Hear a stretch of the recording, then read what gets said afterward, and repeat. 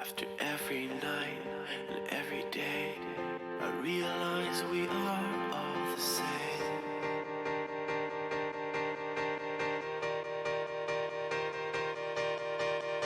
After every fight and every fall, we'll see the light shines through us all.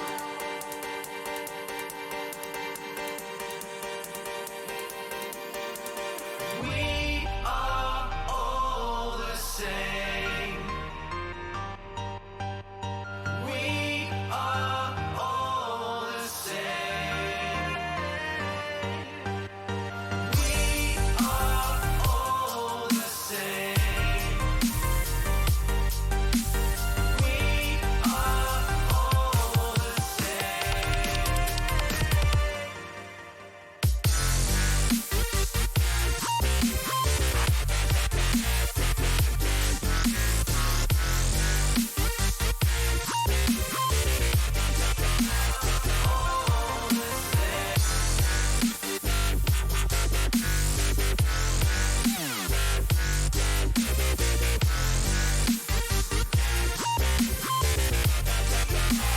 All the same.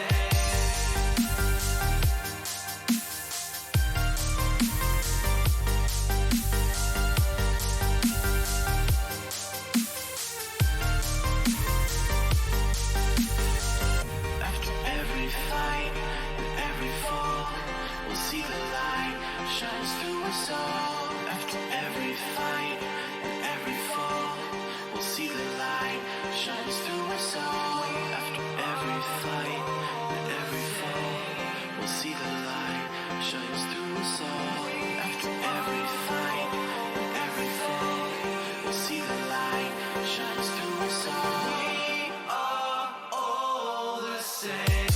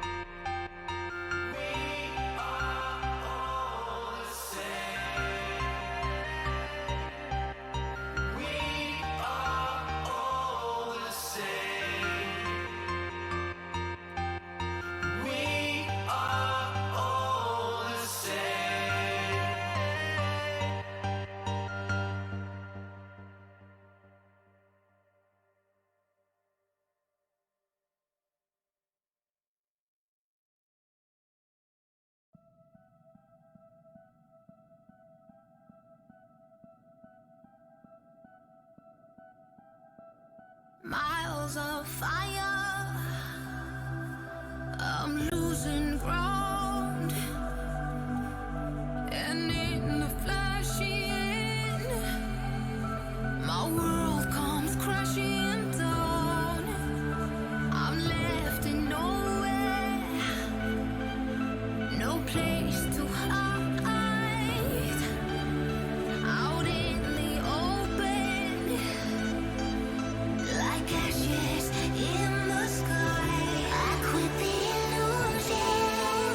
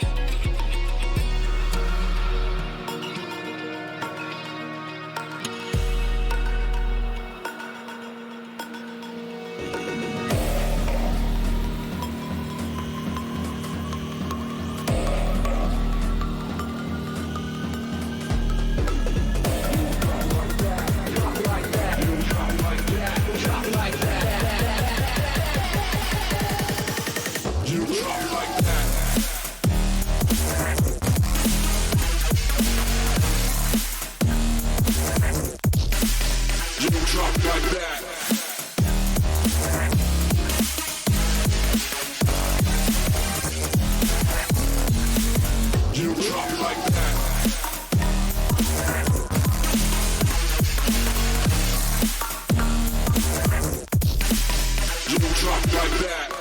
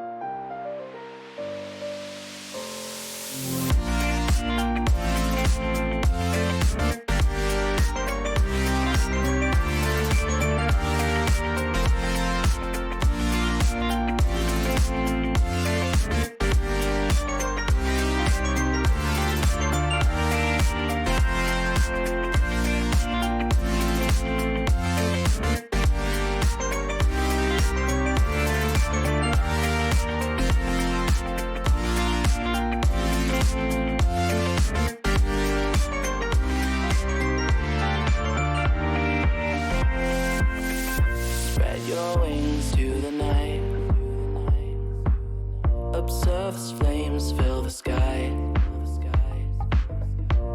It's just your frame of mind. Strike the match, ignite your life. Spread your wings in the night. Anticipate lonely roads. Expand your frame of mind. Don't ever lose your soul. By the harmony, dissonance within your voice. When you smile, you burn down absent walls in your mind.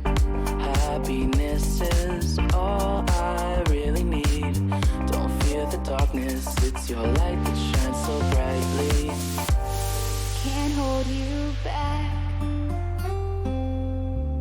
from destiny. It's your time now. Set yourself free. Can't hold you back from destiny. It's your time now.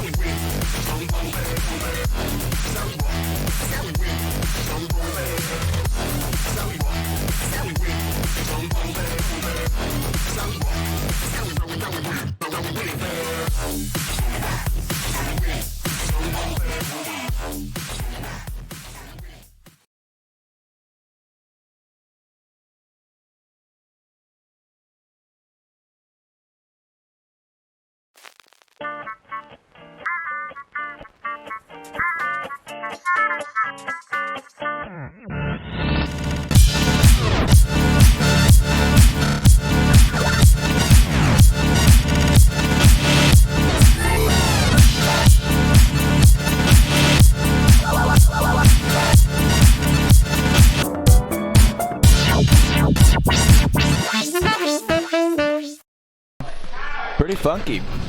What is up, everybody? Hello, hello. Welcome to Source. Welcome to Redline. Another Great to be glorious, beautiful Redline, hosted by Source Gaming Lounge. Joined with me is my boy Kumo. I'm your boy Boz, Nice the one to and be only here. duo, the commentary Bro, legend here. It's an honor, bro. I can't believe we're back together once together for what Redline is this? I feel like it's always It's always a new one. 161. Redline 161. 161. Well, congratulations to everybody. Yeah, man, it's gonna be great. We got a lot of people here today. Bro, I actually hear the stream in my headphones. Yeah, it's... How many people are on stream? We're on YouTube now, so if you guys want to follow us on YouTube, be sure to do that. We're going to be streaming live from YouTube. I want to say indefinitely. I can hear it a little bit, yeah. Yeah, we're supposed to hear it a little bit, so I'll it's just fine. ignore it.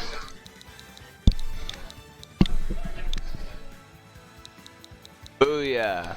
Booyah! Common streamer error.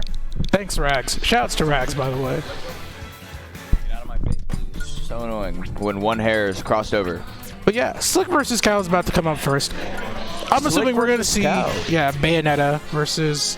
Slick is a name I've heard before, but I don't remember who he plays. No idea. He's sponsored by NF. Or that could very be his interesting. crew, so... His crew. Whichever or. A crew sponsor, you know, he's repping it, alright? He's repping it out here. Yes, all this month is we are going to be streaming on YouTube for you guys, so... Oh, sweet. Gonna That's really interesting. have a little change of pace for you guys. If So we're you actually enjoy that. streaming on YouTube right now. Yeah, we're streaming on YouTube live on We're YouTube. live on YouTube right now as we speak. Yes, we are. So, for all That you is folks blowing my watching on the mind. lazy chair at Insane. home, I see you. Welcome to another Red Line. And I guess we're doing it all this month as just, that's... Whoa, What the hell? Griffin is gracing our presence. I can't believe it. I had to do a double take because I thought that was like a dress Peter. with like somebody's rack hanging out of it. But, you know, sir, we're just that going to is run with his this. Chin. Wow, I love how his skin tone is almost there, bro. It literally looks like his... Oh my god. Like, if you really just don't focus on it, it blends so well. Big Pete. Can't wait to see what Slick brings to the table here. I hate white boys. I swear to God. SRC I'm kidding. Cal rocking the Bayonetta. All right, so Bayo versus Palu. Okay, so he's playing Palu. All right. Palu kind of has the upper hand in this matchup. A little bit. I feel like Palu does a really good job of shutting down a lot of the air superiority that Bayo wants to have. That back air is going to come into play very well for Slick if he can time hitting him out of the air with the ABK. I've never seen this matchup play out, really, so I'm really excited to see what's going to happen. I'm really looking towards how the neutral plays out and who's looking for what, mainly. Yeah, Cal, for those of you who don't know, is one of Lima's sparring partners, so he's very proficient in the Bayo matchup chart. Nice. Slick is definitely staying on the ground here. Cal is definitely staying, would like to prefer to stay in the air. From what I'm seeing, apparently Slick is Cal's brother. Okay, Whoa, cool. So the two brothers battling it out. Actually, that's not cool at all, dude. This is a brotherly feud between two heavenly and demonly sisters. And actually, their name and pride is on the line. Wow. I'd love to see this play out. I don't know about all that, but I mean, there's definitely money at stake when we come to Redline. All right, and the first stock being taken by Slick. And I think he really took that stock by playing it safe and staying on the ground most often. He waited for Cal to attack, and he mainly played off his shield a lot. Oh, but we got Nair trains going. Here. Palu still got that despite the buffs, or despite the nerfs, excuse me. Yeah, those nerfs kind of shutting down a lot of Palu's neutral game plan for more heavyweight characters. Waiting out the witch time there was excellent patience by Slick, and he's really running away with his second stock here. Teleporting down to stage and whiffing that grab, opting to throw Bayonetta off stage, going for the edge guard, not coming up with anything. Yeah, Cal's getting these side B conversions, or side Bs on the ground, but not converging off of them very well. Cal's combo game, I'm noticing, is insane, but he's having trouble coming up with his first kill. All right, here we go. Opportunity right here. Misses the punish for the witch time. Oh, that's not going to quite do it. I wonder if a pummel would have been enough. Just one. Oh, wait a second. We're off stage. Oh. Shifty, but a little too shifty. A little bit too shifty. This ain't Rick and Morty. You gotta calm down for a minute. All right, here we go. Down throw. This is Slick's time to shine for sure. Palutena, as we know, can take a devastating advantage state. I love that mindset. Cal, I love that mindset to get back to center stage by Cal. He's really playing it safe now and trying to play a more zoning, keep Slick out. But Slick is really good at keeping Cal at the ledge, which is exactly where Cal doesn't want to be right now. All right, Cal is in control right now, having more of the center stage, but backs off to avoid a lot of the aerial pressure that Slick wants to throw out. You see him just throwing out these nairs and catching Cal out of the sky. He doesn't really have too much advantage, as you see, trying to get back down to the ground. He's really good at dashing in, catching Cal after his jump and after an up B, and then going in with the perfect time nair. It's really good. Yeah, like I said, man, Bayo wants to be in the air so much in this game, but it just isn't that much of a factor for her. And it takes away Palu's air superiority, takes away so much of Bayo's neutral game that Cal can apply. Right. Okay, so that's exactly why. Bayo probably has a really hard time getting in because Palutena is the anti-air queen, and falling down with that back air. Wow. Indeed. Beating out that ABK. Yeah, that's what I'm saying, man. Little pole dance there. No matter what options Bayo tries to hit Palutena with, she can always just either back air, nair, up air, hit her with some disjoint to stop any pressure. Now, even though Slick came off with that game, it felt relatively even. I just felt like Cal had trouble getting off that first stock there. But the game felt relatively even as far as trades and neutral exchanges. So let's see how Cal's going to adapt with this counter pick. Town and City, all right, that's already a little bit better for Cal with these off-stage conversions. Yeah, it was more so his neutral game. I didn't see a lot of like grounded conversions off of ABK or like the grounded side B into Witch Twist and all that, but I mean, he did a good job of trying to edgeguard off stage. A lot of good fundamental stuff was there. Right. So we might see a switch over to Lil Mac. He does have a few secondaries. I know he has a kind of a Falcon as well too, but it just depends what he's feeling. Cal is a bag of tricks.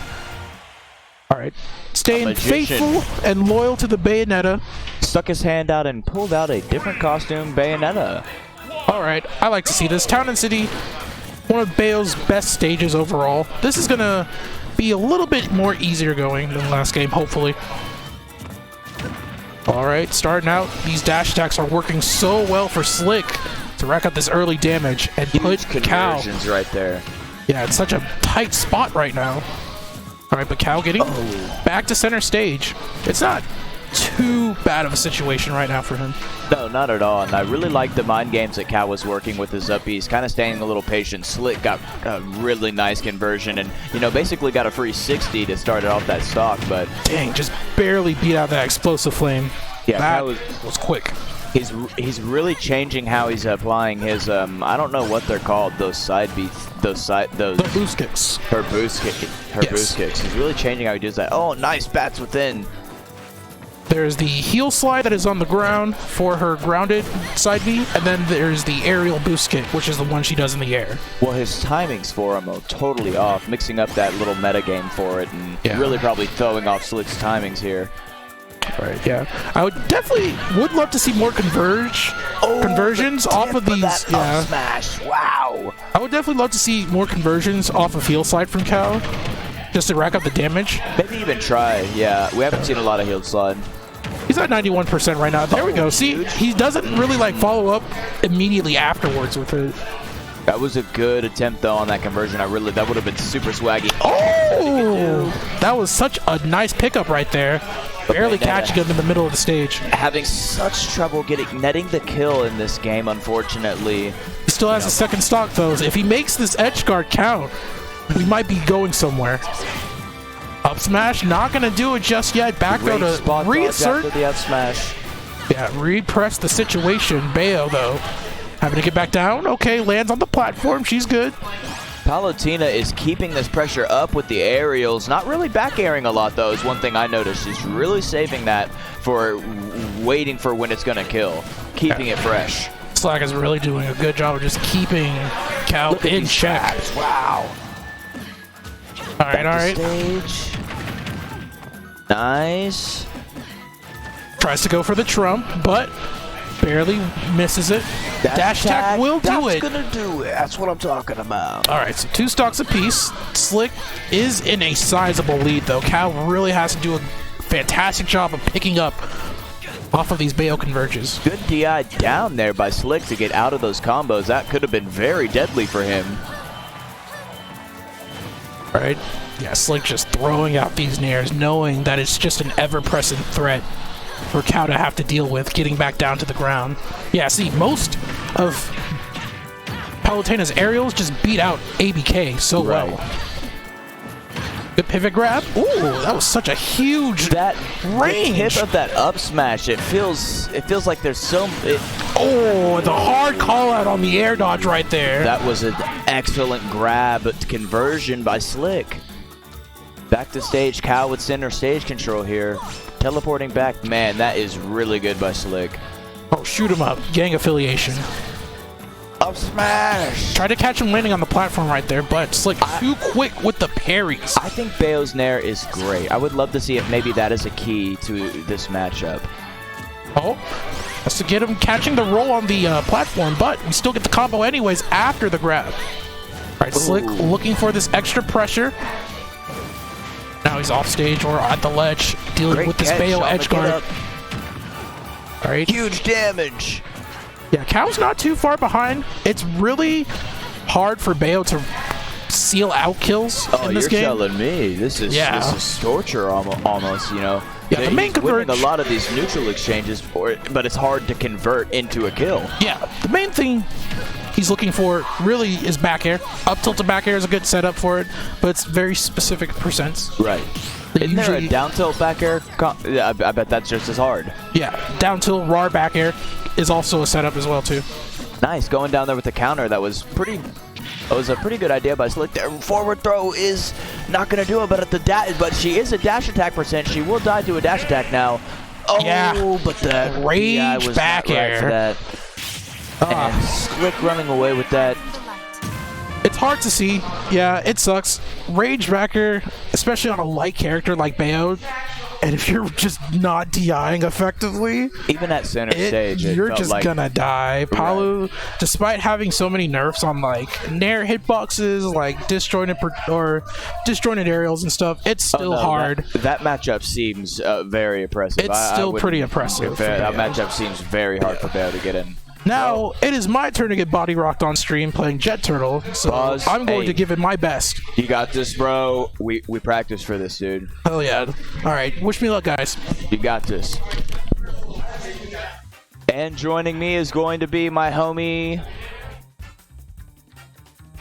Crown. What's up, man? Good.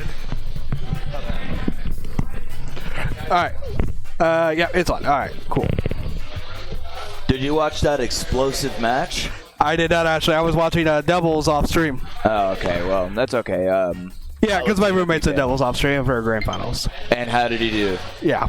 Huh? How did he do?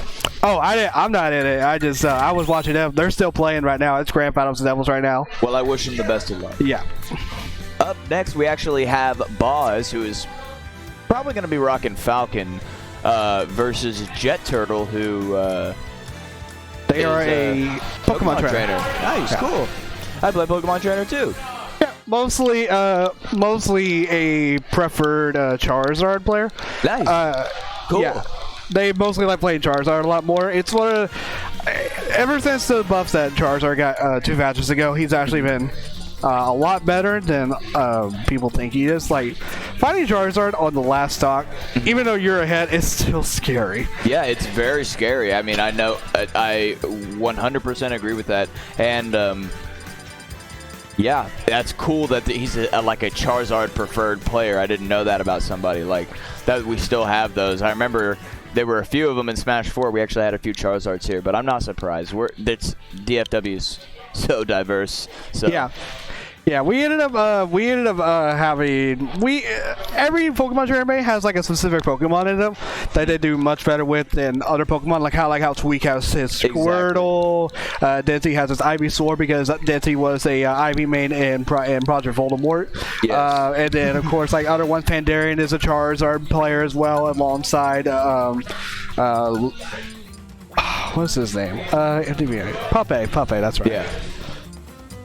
So it always comes down to like one Pokemon, and when I say a specialist, it's mostly because they play like one Pokemon better than the rest, and that's who they'll go with most in the match. Yeah, because you still have to like Pokemon Trainer is one character, yeah, but it's still basically like putting in the same amount for 3 different characters. Yeah, you do have to put the use of all 3 Pokemon now, because beforehand in a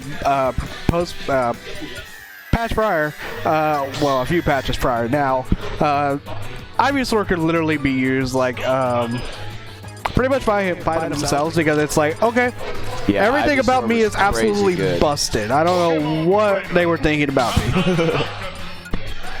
But enough about busted. We're gonna go into Jet Turtle versus Boz and the Ford Bullseye tag. All right, I like that. The reference to Target's mascot, Bullseye. And then, yeah, that is the mascot name for Target. And then, I love that cute dog. yeah. And then Boz, I believe would be running for Sean, which I believe is the Captain Falcon that was known as Cashmere in Smash 4. Still one of the better Falcons to this day. Just you don't really see him too much at a regional level or big major events like you would in Smash 4. He's mostly like busy with life now. So of course, when you get busy, things happen. Neutral kind of just developing right now. No player really running off with it, but that down smash, keeping Boz at the ledge, coming up with center stage, and nice recovery there by Ivysaur, just barely missing that down air.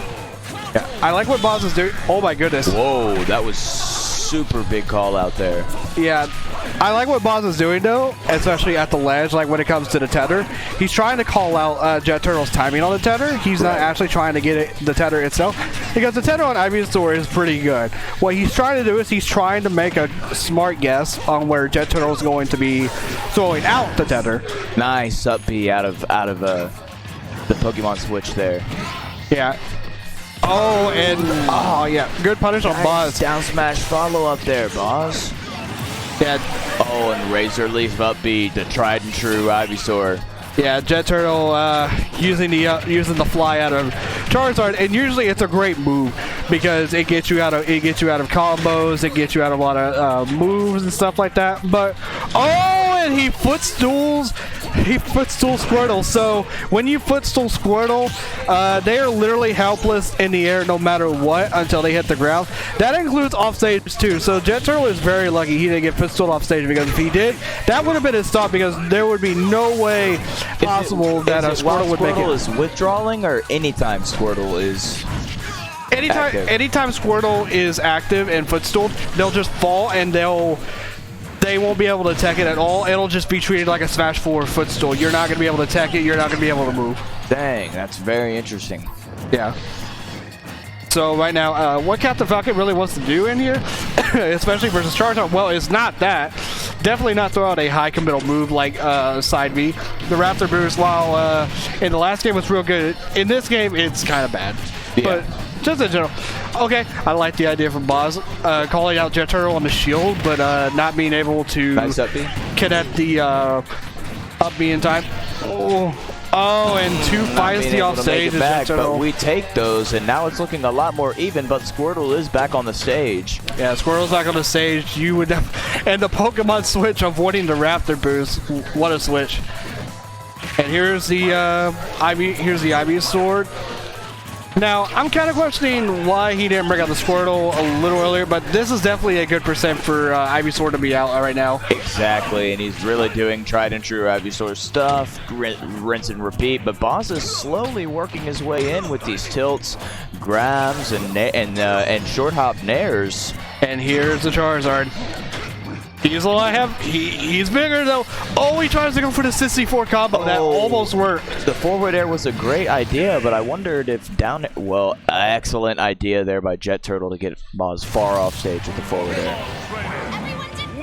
Yep. So, good pressure by Jet Turtle to off stage to also make Boz kind of, well, you know, SD there, because it was basically forced because he would either have to trade with the down air and get lucky that the up B ended up hitting before the down air came out, or of course that would happen that he just basically died off the side. But that was actually pretty close by Boz. He could actually keep this up really well.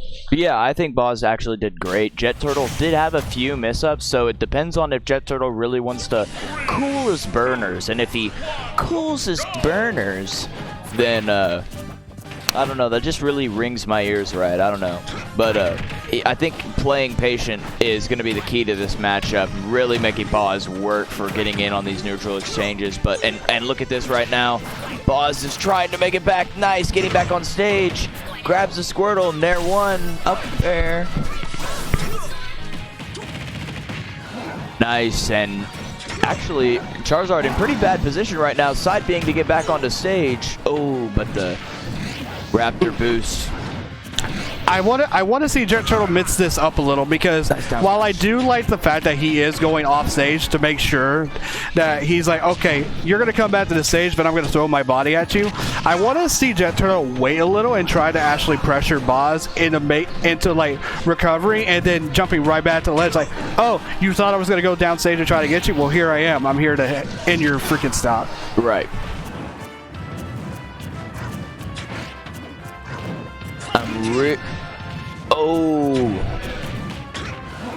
I wonder what the best, most optimal way for Boz to get this kill would be at this percentage. Maybe an SD from Jet Turtle. That is probably definitely actually the most optimal way to get a kill. I mean, yeah, I mean, we take those for sure. Down throw, not gonna do it. No. I'm kind of questioning why the Charizard isn't out right now, because, oh, there we go. All right. He says, think the question no more, brother. Yeah. So, yeah, now up throw will definitely kill just like this. No. Wow. All right. I'm actually... Dash attack will close out that stock, but a little bit of work done by Boz before it's gone. I'm actually kind of surprised that up throw didn't kill. He was at 160. Man, Falcons put some weight on ever since. Oh, it's thick, dude. Squirtle has Falcon at the edge, and that's not good. Nice. Dude, Jet. Gotta respect that side B off of Squirtle, because even when Squirtle hits your shield with the side B and/or you shield it as well, they still have time to throw out another move afterwards, because they just basically bounce off your shield. It's like Peach Bomb. It's like Peach Bomber. It hits your shield, but now what do? You either wait or you have to wait for something afterwards, because if you try to, and sometimes you get it, sometimes you don't, but it happened this time. But Jet Turtle himself has had a few flubs this set, so it still doesn't feel right. Yeah, we saw Boz grab the ledge twice, and unfortunately that ended his stock, because that Ivy Sword down there, it got nerfed, but it's still very strong. Right. Excellent. And then for those of you who heard off stage, that was it sounded like coming from LP and Beeves, that sounded like it went down to the last minute. I just heard Beeves screaming no, so something happened off stage. Something happened off stream, but we'll never know what actually happened. Boz struggling to get this last stock off this Ivysaur to get it to the last stock situation, and the Charizard is now here, looking for a kill. Captain Falcon at 76, probably looking for a back air to a offstage option, maybe a grab. Yeah, and now Boz is just trying to get rid of this stock. Oh, that was almost meaty. Or tilt. Nice up B. Captain Falcon doesn't really have any, maybe a back air, maybe Nair 1 to knee. He is definitely... Oh, and he's dead. Yeah, he caught the D. Yeah, he caught Boz trying to DI right, trying to get off stage, and the up B is going to unfortunately have too much lag to get away from that. So Jet Turtle has plenty of time to forward air him and end the stock. Excellent adjustments made by Boz throughout the set, but just really hard to get those stocks, and that's the hardest thing about Smash Ultimate is getting a stock off somebody, man. So It's pretty much either you take a stock at like 60 or you basically live to 170. I mean, that's just how it always is. I'm not wrong. No, I mean it precisely. I play Pokemon Trainer, so I know all too well switching to Charizard and living way longer than I'm supposed to. I mean, it's kind of obvious who I mean from like all the names and stuff like that. Anyway. Yes. Yeah. Who do we got up next? I'm super excited. We actually don't have a match yet. Mystery match. We have a mystery match. Yeah, we don't know who we're getting up next, though. I really would. McBee coming in for Kuma. Okay, so we're getting a commentary swap. You'll be hopping off for the one and only McBennett himself. And, oh my gosh, what an honor. He's going to wear this mic. Yes, I've been wanting to see this match. Okay, I wanted this match a long while ago. I asked Cal if we can have this match on stream. I actually really wanted to see this. I wanted to see this really badly. That's we're going to have Rexy versus Saint. So Pikachu versus Ike. A well-known kind of bad matchup for Ike. But Saint can definitely make things happen, but so can Rexy. Rexy is one of those Pikas that is in our region that you really don't see that often, but you definitely know that he can pull something out of the hat when he needs to. Yeah, Rexy's like hella good. A lot of people debated between him and Nanowar being like the best Pikachu. Yes. And like, I won't share any opinions on all that, but I think Rexy's like, I had to fight him and Nano at one point, and I was like, holy cow, Rexy's like so hard. Yeah. Yeah, like every time I was off stage, I just died. Yeah. I mean, you could always separate like different character mates into categories too, kind of like how you have us with like Peach mains. You have like Orithic Habits, they're the better Peaches overall because they have better neutral, etc. But yeah. Me, I know all the tech, I know all the punish game. My punish game is extremely good compared to all the other ones. But of course, at the end of the day, the results is what matters. Because same way with like we're talking about Rexy and Namor. Ranmar, obviously in terms of results wise, he's definitely the better Pika overall. But Rexy, definitely no slouch eater. You got to watch out for this Vanity bracket. It seems weird because it feels like I feel like Nanowar has the better punish game, but I feel like Rexy sometimes makes the better like split decisions. Oh yeah, makes any sense. So, I mean, like, but either way, it's not a battle between like who's the battle better between those two. It's gonna be a battle between who's better between Saint and Rexy. Yep. Saint is he sometimes smacks people up. I'm not gonna lie to you. He's not T-Spy, but he definitely hurts you like T-Spy if he possibly can. He can be. Yeah, he's a very good player. I've liked that he was originally an Austin player, then just kind of originated over here, or kind of found home over here, and like he's been playing pretty good. Yeah, he's always been kind of a good player. He just never really shined like in terms of like, hey, I can make top 8. But when he does, it's very rare. But he can absolutely do it when he needs to.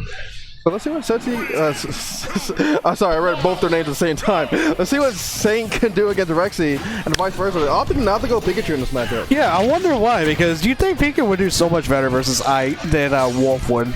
But both are pretty good versus Ike altogether. Well, also, Wolf apparently just beats the nonsense out of sword characters. This is true.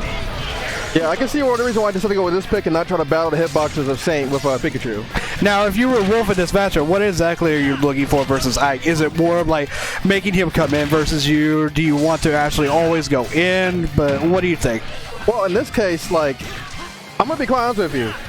It's going to be tough to jump as Ike in this matchup. Because Wolf has like some of the best air-to-airs in the game. Okay. And if he has to stay grounded, then like Wolf is going to really work on him as well. And we're seeing Saint stay grounded a whole bunch, being very aware of this matchup. Yeah, and all right, throw out the Aether all the way out there. Okay, jumps in with the forward air, almost gets hit with the up air, and that was this is a very scary scenario because this is max rage Ike. Yeah, but I thought he was actually out of that percent, but never mind. Saint's still able to get the nair to up air. Yeah, you're never out of nair up air percentages, at least until you're dead. Oh, the roll behind back throw, I like it. The old Smash 4 classic. Yeah, the Smash 4 for Glory classic.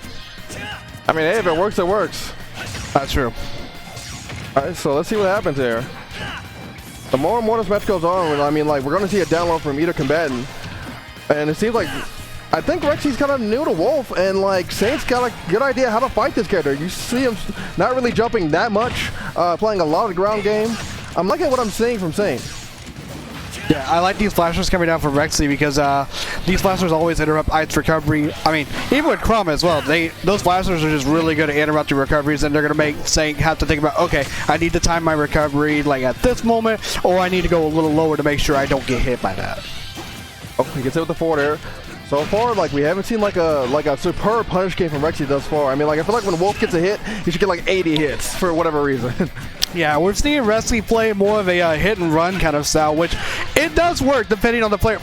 Okay, I'm not sure what that was supposed to be. I think that was supposed to be up smash. He might, if he has A B smash on, then that might have been up smash. They were trying to cook up. Kind of like right there. Yeah. Oh yeah, he tried to get away from him, tag him with a little bit of a laser and annoy him, but Saint was able to get in with the nair in the back air, and Saint is now got a good lead. It could make it into something nasty right now. Yeah, and Saint's just playing to the ledge now. I think that's probably one of the better parts about Saint is that if you're not willing to like play a very timeout game versus Saint, you're not willing to make him like approach you first, then he's really good at holding those leads off. Really is. Okay. And thus far, okay, gets hit with the up air. That's not going to kill quite yet. Oh, the dash attack would have. The parry, and surprisingly, was not able to get the punish. Ike's frame did a little bit on the slow side. Oh my god! Goodness, you are dead, sir. Cut him into pieces. We're having Wolf for dinner, baby. And then Rexy shaking his head. He's like, yeah, that wasn't supposed to happen. I wanted to go a little lower, but stuff happens like that. We're going to go into game 2, Saint up 1-0. Yeah, I mean, I normally don't, feast my eyes on the chat, but apparently he just dropped Pikachu, and he wants to main Wolf consistently, so I imagine that was a little bit of a flub of, like, he's not too comfortable with the character quite yet. Okay, I get you right there. Either way, it's not taking away from Saint. Saint's playing absolutely good right now. Needs one more game to take it home and move on to winners round 3.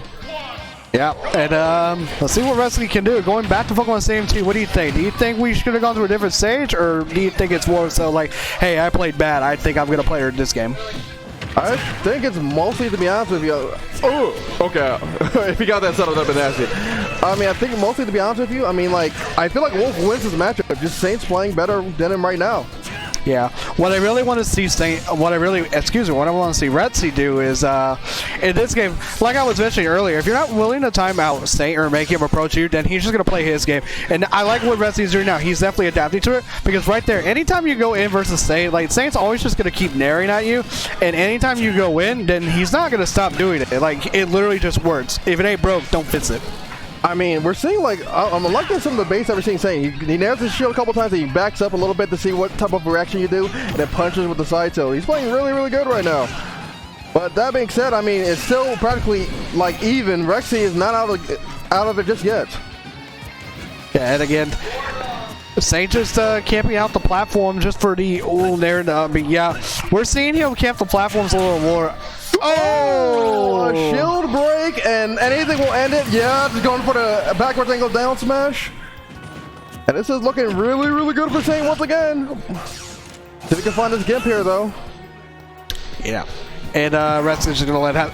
Oh, he's face out himself just right. I was expecting a down smash, but instead the up smash, he was trying to read a roll in instead. I mean, you have the proper reaction to the get-up attack, but if you're going to be spaced in that area, you're not going to be able to get the punish. But that dash attack able to take it, and let's see if Rexy can get some momentum put behind him. Having a little bit of a tough time. Oh, down throw? Doesn't go for the dash attack, surprisingly. Yeah, I'm kind of surprised about that. That's like a clean bread and butter combo for a lot of Wolf fans too. I guess Rexy must have tried to be going for something that we probably don't know about for sure. I think he's just unfamiliar. As I said before, he's a very, very new character, so he's just maybe unfamiliar. I know I've seen him play Wolf before, but this is the first time I've seen him wanting to actually main Wolf. Yeah, there's a difference between like playing a character and actually like maining the character. Okay, dash attack, gets in there. Alright, double fair. That's some good stuff on him.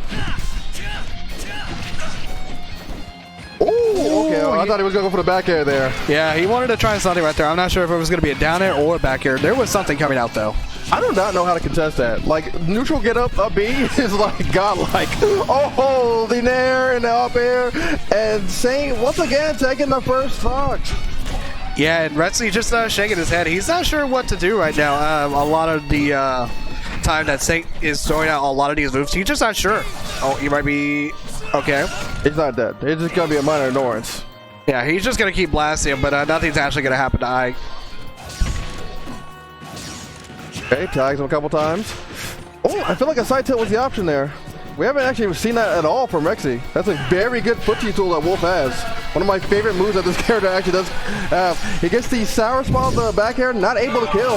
Yeah, he read the jump, but he got the sour spot back here. And but Tseng's going to go ahead and take his own stock anyway. And now Rexy is right back into it, though. Okay, tomahawk grab. Bear to up air. Oh my goodness gracious. I feel like he needs to call out some of these dash back side tilts by maybe moving a little bit more forward and jumping in with a fair. Yeah, Tseng calling out the rolling as well with the up tilt. Nothing going to happen though out of it as Rexy gets away with probably his life. Oh wow, missed that nair. Yeah, gets the nair startup. Oh, and he's dead. Oh yeah, up air. Oh, okay. Rexy got up a little. He thought it was over. My man thought it was over real quick. Oh man, this shield is working on a prayer right now. He kept backing up the forward tilt. He was like, I'm going to keep doing this, and you're going to run into it eventually, but Rexy made the smart idea. Yeah, going for the blasters out, knowing that Saint's going to keep doing the run back and forward tilt. Yeah, I mean, I like the blasters, but he's got to be careful. He's almost died from a lot of blasters. One more side tilt, doesn't matter where you're at on the stage, you might die. Okay, yeah, you got to watch out for that one. And just like that, Saint's at deficit. Ooh, neutral air. Good nair to get him off him. If he's able to get an up smash, that's going to be GG's. Okay. And this is anybody's game still. Dash attack. Yep. Not getting the slide launchers up. That's it. And he's dead. He's gone. Yeah. Great stuff from Rexy. Despite even like getting up in the last part of that game saying, hey, it's over, was able to clutch out the game. My man got up, thought it was over, and he ended up winning the game. Yeah. That's good stuff. I mean, like despite like, you know, what felt like, you know, a good 2-0 for Saints, he kept his composure, he played well, and now Saints gotta like, you know, like, hey, that was my game to win and I just lost it. Yeah. And just like that, though, we're gonna go into a game 3. Rexy getting another chance at life. 3, 2, 1, go! All right, here we go. Pokemon Stadium 2 again. I'm not sure if really any stage fits kind of work, but I guess they're both willing to stay on this stage throughout the entire set, though. I mean, like, Wolf likes Battlefield, but the thing is, Ike likes Battlefield too. We know that Ike likes Smashville out here because of his pie. So, I mean, like, sometimes you don't want to, you just want to go back to a neutral stage, and this is a really good neutral stage for both of them. This is true. Okay, we're seeing the classic aerial shield jump, aerial shield jump. Yeah, finally getting the Nair to convert into another combo. And now we're seeing Rexy make a much different start in this game than we've seen in the past 2 games alone. Yeah, he's playing way, way better now.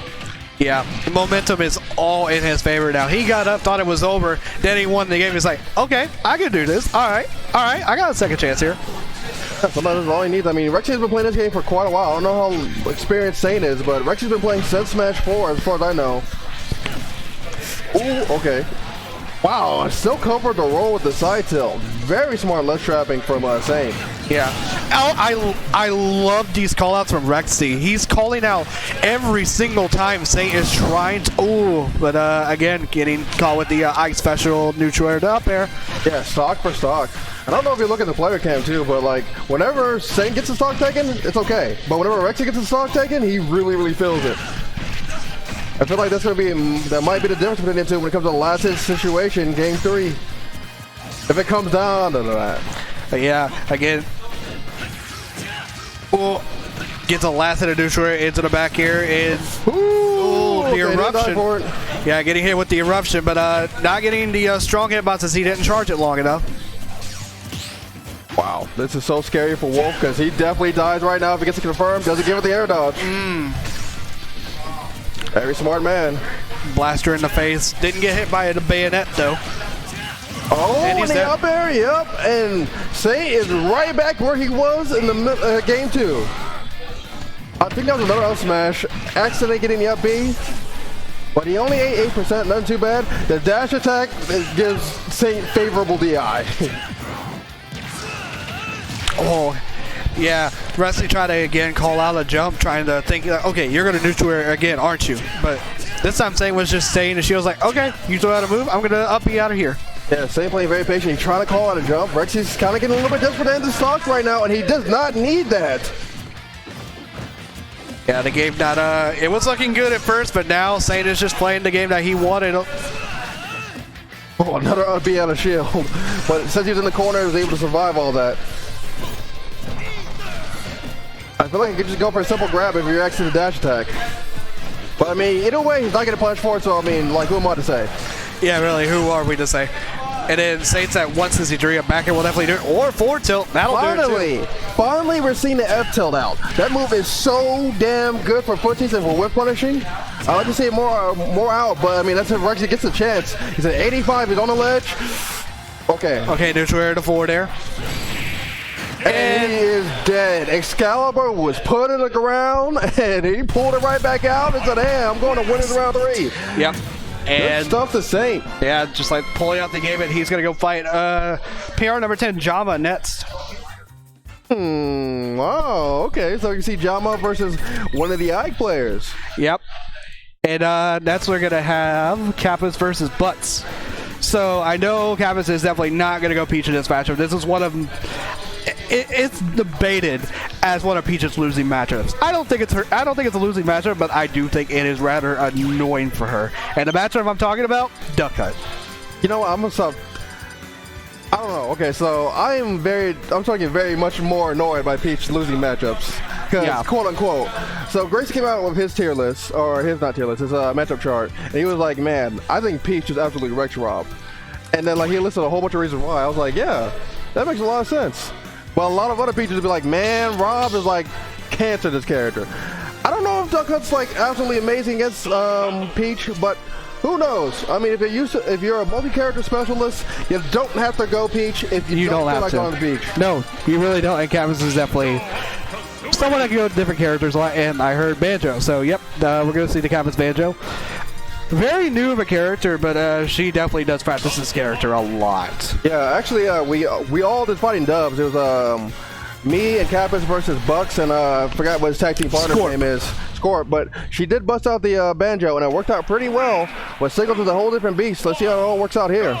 Yeah, so Banjo versus Duck Hunt. We're basically seeing Zoner versus Zoner. And Banjo's a much different type of zoner than Duck Hunt, though. You'll mostly see Duck Hunt trying to stay away the entire time. Banjo has a lot more tools that when he gets in versus characters, he can throw it in there, and they will hurt. And I mean hurt. He does have the burst option being the side B, too, so if, like, my man does get comfortable at high percent, he can actually just die. Oh, yeah. And, heck, even in this matchup, get caught by too many projectiles at once, just one to wing right through it, and maybe Butts is not ready to catch it off guard. Well, I mean, Bucks is playing this matchup kind of right. He's being very annoying, just throwing out all these projectiles and then running away. And whenever she gets close, he's rolling right out of there. Yeah, and with a can that's frame 1, I don't blame him throwing it out every single time. Can frame 1, Frisbee being frame 1 too, which blows my mind out. And for those who don't know, actually for the can actually does less knockback to Duck Hunt than it would for every other character in the game. So Duck Hunt can definitely just keep throwing out the can if he's in any combo situation, and more than likely you'll die before he will any day. Yo, that was such a good ledge trap. That's such a good reaction, but with a little bit off on it, it's gonna die for it too, because Bucks had the awareness and a great added shit option with the up smash. Yeah, and here comes the first intercept. The one to wing. Ow! Yeah. Get hit in the face. The DP, you gotta respect it sometimes. You gotta respect that Kappas has that option, and Bucks was not. He was not respecting it, unfortunately, and got blown up for it. And then holding, yeah, the Kazooie hold. Yep, should just try to throw some eggs out there, and it's not knocking the can away. Try as you might, those eggs are definitely not doing anything to prevent that can from coming right to you. True. Okay, trying to get away from him. There's another can. Oh, and the forward air to knock out the Mexican fella. At the ledge, yeah. Good job by Butts, just trying to create an uncomfortable situation where Kappas has to really take a guess on when she has to get out of there, and she chose the right option of jumping away. Oh, and again, we see a conversion right there. The egg grenade into the forward air. Yeah, and I like the fact that Kappas is really like, when she sees he's in the corner and he has can, often it is use projectiles herself. Okay, again, Good egg grenade, just using it this time though to cancel out the can altogether. It does have enough blow up, well, I guess if you could say, enough damage to get rid of the can completely. Okay, I don't know if you noticed this, but Kappas has got a real good read on what he likes to do out of the corner. Oh! He's been doing nothing but jumps. Okay. And, be able to catch with the back air. I'm kind of surprised that Wonder Wing didn't hit him in full, but what I think happened is that the Wonder Wing ended up hitting a random gunman that was spawning, but it ended up not spawning at all because the Wonder Wing ended up hitting it, and after that, she ended up running into butts and it didn't do full knockback at all. What Kappas was able to do here. Kappas has got a little bit of a lead right now, fraudulent lead. If she gets him with like an F smash, that might be able to end it. Or any type of kill confirm, I should say. Kappas tried to use the egg grenade again to create a conversion for herself, but But's covering it up with the can, using it to pressure her to try to jump over, and it gets her caught. Oh, good avoidance of the can right there, though. Yeah, I mean, 161, I think you have one wing left. I feel like you should probably burn it. Good air dodge back. Use all three jumps, but not enough when you roll in into a forward smash. That forward smash is still strong. Coming back with the immediate knuckle, too. Oh, good air dodge read. And one more of those, and that'll be GG's for Bucks. Oh man, what good spacing, what good awareness. Kappas playing really well with this new this new bear main, this new bear ally that Kappas now has. Yeah, just reading the jump from ledge that Butts was trying to do, because she did notice all game that Butts would always jump up and throw a random frisbee out or throw our can out, and she just guessed it right this time, like, okay, you're gonna do it again, and he did. So he ended up getting punished for it and took his stock and took his game. Kappas up 1-0. Well, mostly important though is that I feel like Bucks wasn't too out of the game. I feel like he was like, it was pretty decent back and forth. He did. He was playing really well, but Kappas being the better player, when there's an advantage for her, she will absolutely take that advantage all the way through. Okay, yeah, but my man's a solo duck hunt main, still rocking the duck hunt and stuck on is either ride or die. Yeah, repping the Borg tag. Alright, and now Kappas switching over to the black skin this time. Oh, okay. 44 damage already. That's crazy. Yeah, I like that conversion. The neutral in the can into back air. That was real nice. Alright, trying to catch another up here, not being able to get it. Yeah, can out of play though because it's a little too far back. But's trying to get it back in, but oh, good up air into the can though, getting Kappas into it. Yeah, the damage on this has been absolutely phenomenal from him. He had got that F smash, that would have been stock. Yeah, and right now though, Kappas is just trying to find a way to take this stock. It might be 78%. Oh, that good mix up. I like that so much. Like I would have definitely got hit by that can. Back air, gonna do it. That's an interesting setup. I think he might go to jab or something, but was a little bit too late on the reaction there. Yeah.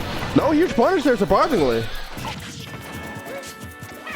Alright, and on the platform, no punish though by Kappas, and Butts is gonna get away probably with his life right there. Down throw into jab. Oh, but she reads the jump with the forward smash, and Kazui's a big bird. You gotta watch out for that bird, and fortunately, Butts was not able to do that, and his stock is gone. I think Kappas hella messed that up, but it worked out anyway. It worked out anyway. No, that is something she will do. I've seen her do that before. She will absolutely do that a lot. She will jab you into the out of the ground, and then and then she just waits for the reaction of the person afterwards. And most of the time, people will jump afterwards because they're like, okay, I need to get out of here like quick, and I think I need to jump. She'll catch that every time. Well, I mean, either way, it worked out for Kappas. Yeah, either way, that stock is gone, and not too big of a lead either for Butts, though, and getting hit by his own can, though, that's not going to help, 92%. Yeah, what a phenomenal ledge trap, using the can and the grenade and pretty much every projectile that Kappas had. Again, wow. Kappas with the jab, and waiting for Butts to react and catching the reaction afterwards. Both stocks were gone by that alone. Yeah, wait for the air dodge in and just, like, punish it, because, I mean, that's the only way he wants to go, right? Yeah, and Butts just running into the egg grenade. Neutral air, okay. He's got no jump. Oh, and that's it. That's unfortunate for Bucks, but I mean, good stuff to Kappas taking it quite demandingly in that last game. Yeah, definitely very commanding. She was all over him, but she was in his head. He was like, okay, if I jump, I die. If I get jabbed and after I get thrown to the ground, what do I do from here? And every time he tried to make an option out of it, Kappas was just ready to punish it afterwards. Yeah, Kappas did a fantastic job. Kappas will be moving further. Going to be fighting Cultists in winner's quarters, I believe. Yep, that's correct. So, yeah. Oh, so for those who don't know, it's a 32-man bracket. So we're going to be like already in the winner's quarters already. But yeah, we got some good matches signed up for winner's quarters. We got Jama versus Saint, Simon versus LP. Actually, we kind of like to see that. Cultist versus Kappas.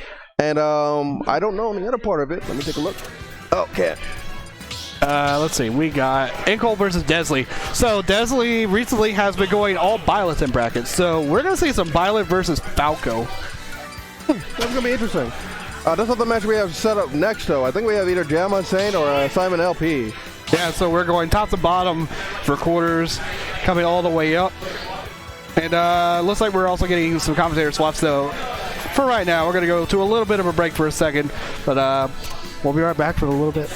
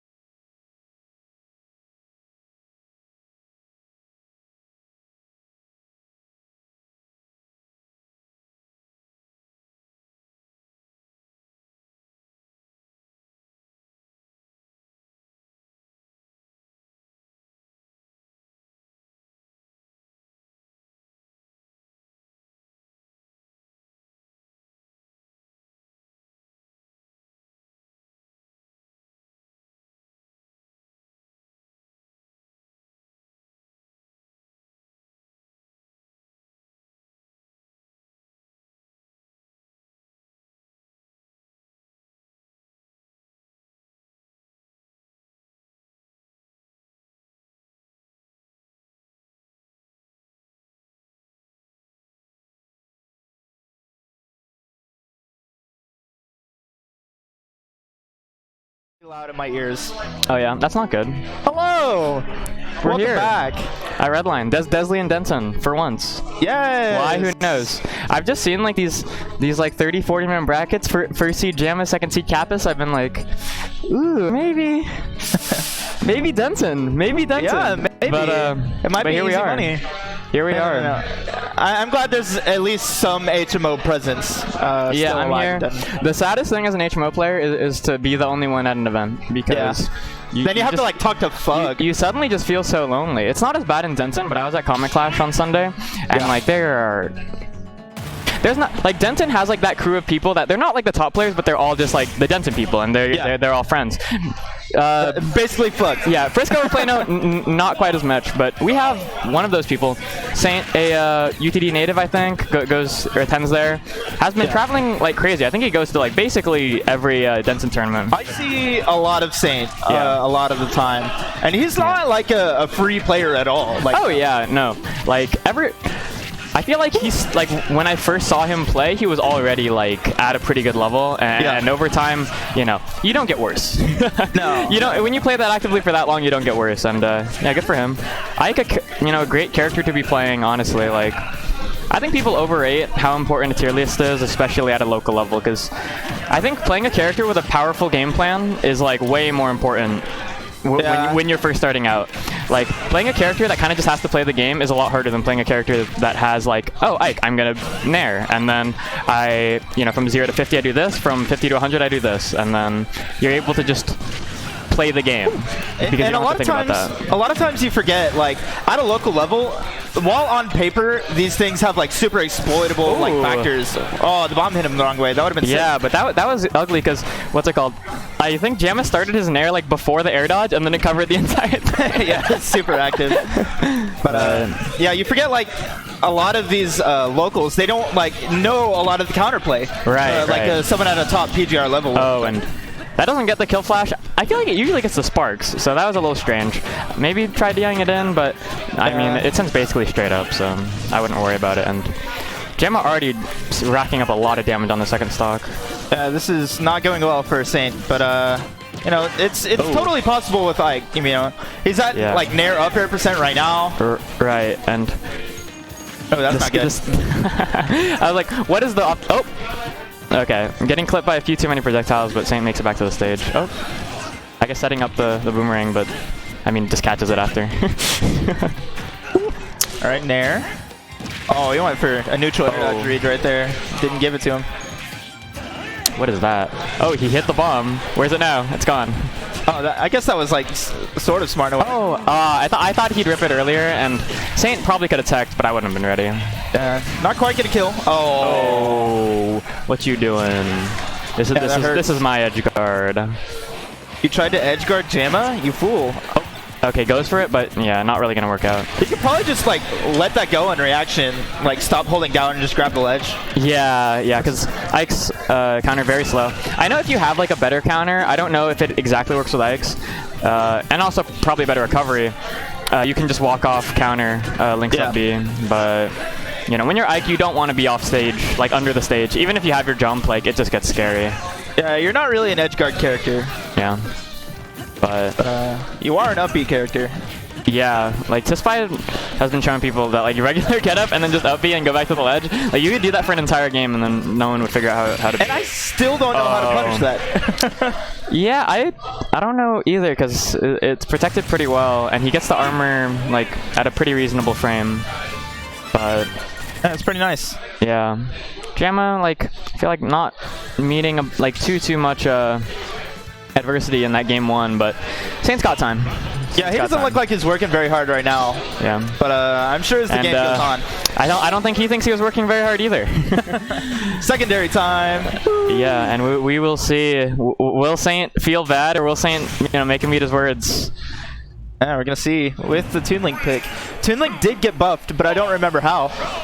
I don't know either, but I know that he did. I think back air got buffed. Get better? Yeah, back air got buffed. Jamma was telling me something kind of funky that back air got buffed as they made it come out faster, but they didn't change the animation at all. So the sword like just becomes active like a little lower in the animation. Yeah, which is strange, but he said it reaches lower and like scoops a little better at a shield and stuff like that. Huh. Well, that's very nice for the character. Yeah, he needs it. I actually think Toon Link is a great character in this game, but he's a little strange because he's floaty and doesn't have like insanely good landing aerials. So where most characters in this game can pretty freely just like landing aerial, jump around, do the same kind of thing. Toon Link does not have. Yeah, exactly. Like Ike, like the epitome of that. Toon doesn't have the same luxury, but he still has like really consistent setups, like great damage. His tilts are just like obscenely just the, you know, look at that. That's just to confirm. That's just to confirm. And that up air is super active. Like that sword will kill you until it's like put. Oh yeah, I don't think it has a weak hit. It's like a Squirtle sphere. Yeah, it's just a super nice move. Yeah, but Jamma is at 90% on the second stock, so he's gonna have to find a few hits before he gets Nair up aired. But I don't know if Saint's gonna give him the chance. The problem is Toon Link's like super reliant on bomb, right? For like a lot of his conversions. So and he's not really getting a lot of space to do that. Yeah, if he's trapped in the corner, he doesn't have that freedom to, you know, grab it.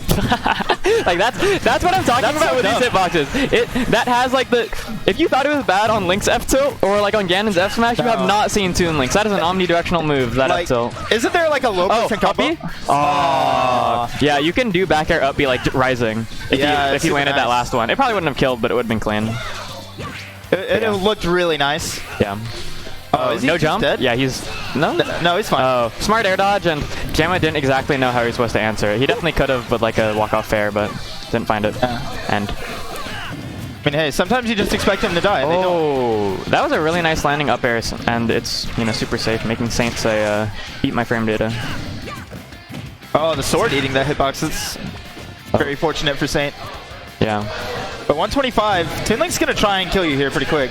Yeah, and the luxury that Toon Link has that Young Link really lacks is Toon Link has this fair that's like pretty safe and like super strong. It's like a Peach fair if Peach fair was still good, right? Yeah. But and he also has a kill throw in his back throw, which is actually like pretty strong. Like it'll kill not here, but soon if he goes off the ledge.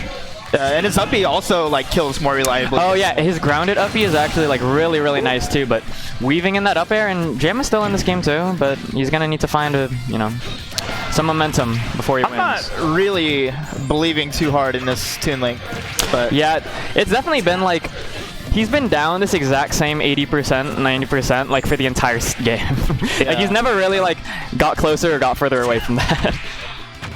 He's making up the gap right now. Finding some hits.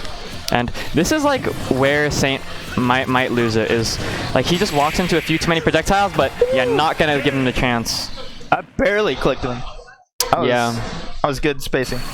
Yeah, the Nair up air, like, it's not, it's just Nair up air. It's not like first hit Nair, it's not late hit Nair, it's not like early hit up air. It's just like, it's just both moves, one after the other.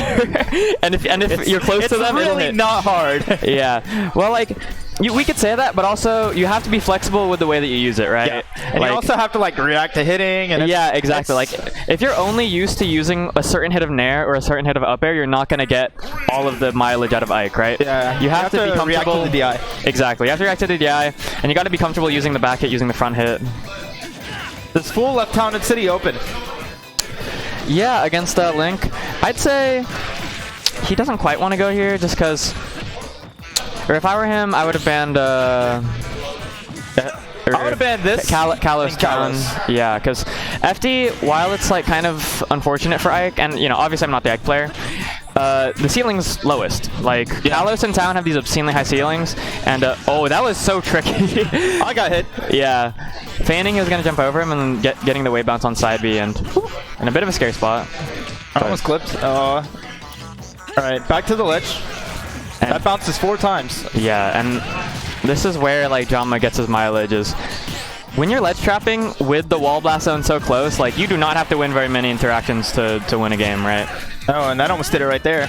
Oh, tries to catch something, but you know, Link's stubby little legs not going quite fast enough for him. Yeah, he's slow going left and right. Up and down, he's like terrifying. Yeah, absolutely. Like if you just see like a full hop fast fall Nair, you're just like, oh, how do I ever hit this guy? It's because he has the biggest multiplier for his gravity for a fastball in the game. It's 0.9. Yeah, him and Joker share it. Woo. That does not send him into free fall when he like actually does the swing and hits. Yeah, but you know, Saint finding an expedited stock, nice confirm with a Nair back air, and I mean, I guess the wall blast zones help him too if he's gonna be finding those Nairs or those up tilts. Absolutely. 91% on Saint. This is a scary. Sharking some roll in, but I mean, he also tried. Yeah, they're both on some stuff, like the same stuff, synchronized swimming. Oh, getting a little too crazy, just hanging.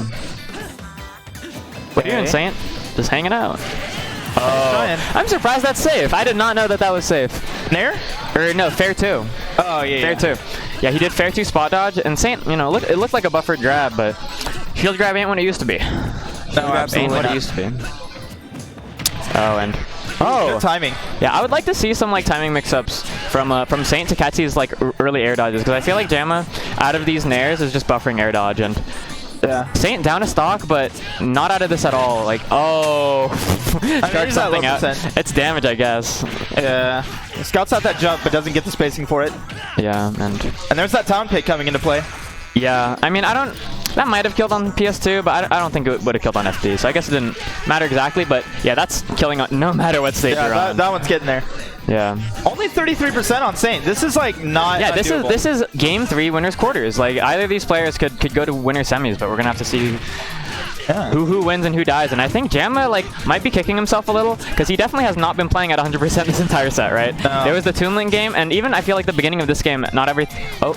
That was Okay, he just makes it kinda back. nice, but Yeah. he did not set up a ledge trap at all. Good snipes. He could have gone for the dare, but I feel like he's confident enough in the ledge trap, and I don't blame him finding all these hits. Sends the wrong way once again. Oh, but that's as I said. Yeah, Buffer the air dodge, and he catches it this time. And Saint is putting Jamma in a scary spot in this game 3. Yeah, I mean, Oh he just yeah, kinda do not died shield out. grab that, dude. All right, Nair. Oh, he tried to go for the Yeah. double.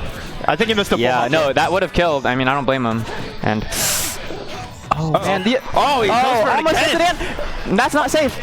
Saint, how will you close this out? Ledge trap time. Oh, and that good jump off aggressive fair. recovery. All right. Oh, the bomb. That was so close. Yeah, very unceremoniously dying through a projectile, but Oh my goodness. Like that happens a lot.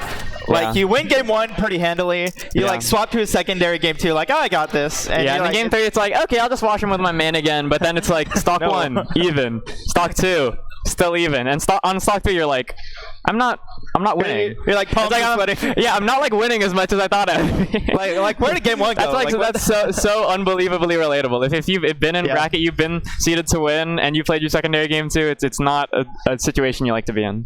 Yeah, especially if you lose that game 2, it's like, it gets a little sweaty at that point.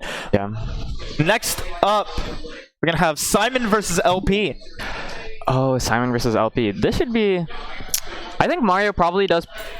I'm willing to believe Mario wins this matchup. Yeah, but I think this should be a good set, because so Young Link, it'll be pretty back and forth, because Young Link definitely has the tools to keep Mario out. Mario doesn't have like insane like speed or jump ins. Like he has great pressure once he's in, and Young Link like will not be able to deal with it that well once he's like in those Mario vortexes. But I feel like it'll be very back and forth. Yeah, absolutely. Especially since LP's a really, really good player in my opinion. Oh yeah, I think yeah, no doubt. He's got PR wins in Houston. I think he's got a PR win here. I can't remember off the top of my head. Yeah, I remember he beat Tony Sherbert. Yes. That was a long time ago. It was kind of a long time Don't ago. worry, I beat him after, put him in his place. But but I do think that LP is on the upper echelon of those Denton level flavors that you were talking about earlier. Yeah, I think like as time has gone on, LP and Simon, honestly. Yeah. LP, Simon, and Cold kind of like almost in like this Valhalla we have. Simon consistently beats Kosuke in the Mario Ditto. Really? Yeah. That's like a thing he does. Yeah, I've definitely seen it. I remember, man. I was like, the most angry I've ever been in my life was getting double eliminated by Mario and watching the Mario top 4 at that one cursed. Oh yeah. I actually like to this day I still hate Mario a lot, but I mean, it doesn't matter if you hate him or love him. He's here to stay, right? I mean, he's gonna be a good character. So. Yeah, he's bad. He doesn't have down throw up tilt. Yeah. Like people thought that. Like these brainless people thought that, honestly. And then they realized that up throw down air is a thing. Yeah, it's like up throw down air, and then once they're out of that, you get down throw up air, and like that's just like that's you just even skip better. a step. Yeah. You don't have to go for the up tilt. It's like, oh, I don't need the up tilt anymore, but you know. And all of his buttons are safe. Yeah, -2 on that back air, but they're getting into this. PS2, I feel like it's great for both characters because Mario gets aided by these platforms and the low ceiling like really heavily. I feel like this is actually like a great stage for Mario. I know Mario's really like Town, but like personally to me, I would rather fight a Mario on Town than on PS2. I think I agree. Even then, like Mario just has a lot of good stages. Yeah. I think when you're fighting a Mario, top 4 of his best stages. right? When you're fighting a Mario, you're better off picking the stage you like because he's gonna deal with wherever he is. He's good on your stage. Exactly. But yeah, this has just been pretty back and forth. No one finding like an insane conversion, but I think Young Link's up B is one of the hardest moves to DI in the game. It's it is literally a pseudo-random 50-50. yeah, because I feel like Luigi down B and what's it called? Samus up B are pretty reactable, but no, they've like actually labbed it, and no, it's like pseudo-random. That's disgusting. But LP, despite losing his stock early, was able to find like that's an early stock for Young Link, and if he's able to consistently find those edge guards on Mario, I think that'll look pretty good for him. He's just got to find these safe projectiles in neutral. Oh, that was a cheeky grab. I'd like to see Young Link's start using that Zare more. Is there? It got buffed, right? It got buffed. It's attack speed buff and an angle buff. So like it combos into things like up smash at later percents, at early percents covers in up B and I believe forward air. So it has a lot of more good edge guards now. Oh, that was a great wait by LP. Yeah. Oh wow, that was so textbook. Low. Like LP standing on the ledge, baiting out the early up B, like trying to threaten that he's gonna go low. But this is gonna be big damage for Simon. Oh, you're trying to read an air dodge. Oh, didn't give it up? Tether. Wow, insane nair. Yeah, that was really, really good. But, just waiting. What is this patience? That's not something you see often. I feel like when I watch Ultimate, people are just jumping around, but oh yeah, absolutely. when you wait, it's just as scary. He was reaching. He was reaching. Trying to cheese him. Yeah, and I don't blame him because, like, when you're down, he's at 100. Just kill him normally. Yeah, I feel like when you're down, especially when you're not down by much, and when you're still at a low percent, where like, what's Young Link's biggest punish? Like he'll run up and up B you, like he'll get some damage, but if it kind of depends on if he has a bomb in his hand. Yeah, that's also bomb. True. He can like actually kill you at 60. Yeah, but if you're depending on that happening, then I don't know if you're playing to win. Yeah, but LP is fighting so much damage, and this is looking scary. I thought he was gonna go for the up B instead of the nair there. That was an interesting boomerang angle. Oh my god, neither of these characters have knob lag. They're dancing around each other. They're just able to hit buttons. Yeah. But I feel like LP is just a step ahead. I feel like sometimes in Ultimate you'll catch yourself with your opponent playing these like, landing aerial leapfrog games. Yeah. But you have to understand when you win and when you lose them. I think he's also just out-patienting. Like, Simon's just like trying to like gung-ho, like hold forward, be aggressive. Right. And LP is just playing around that really well. Yeah, like sometimes when you fight these characters with lopsided neutrals, even if they have other good options, if you start like, that was such a great jump call out. Just landing with the dare and it works out. But yeah, when you fight some of these characters with lopsided neutrals, even if they have like these other options that are good, if you just try to call out their like quote-unquote best options, it'll really work out sometimes. Like if you're fighting a Mario and you stand like a roll away and you're like, okay, I'm just gonna wait for you to up air or back air at me twice, like you will find some pretty good mileage. And then after that, you have to read what they do after. Exactly. Like, because that button is safe. You cannot punish that button. Exactly. But it's, if they go for shield, spot dodge, another button, just running away, it really depends on what they do. And you have, like, different, like, frame windows and, like, option windows that you can punish whatever they do. Yeah, and you can, and if you know for a fact they're going to do two aerials, you can find space between the two aerials to, if you're Young Link, jump in and nair them, or find those some kind moves of still do have startup. Yeah, exactly.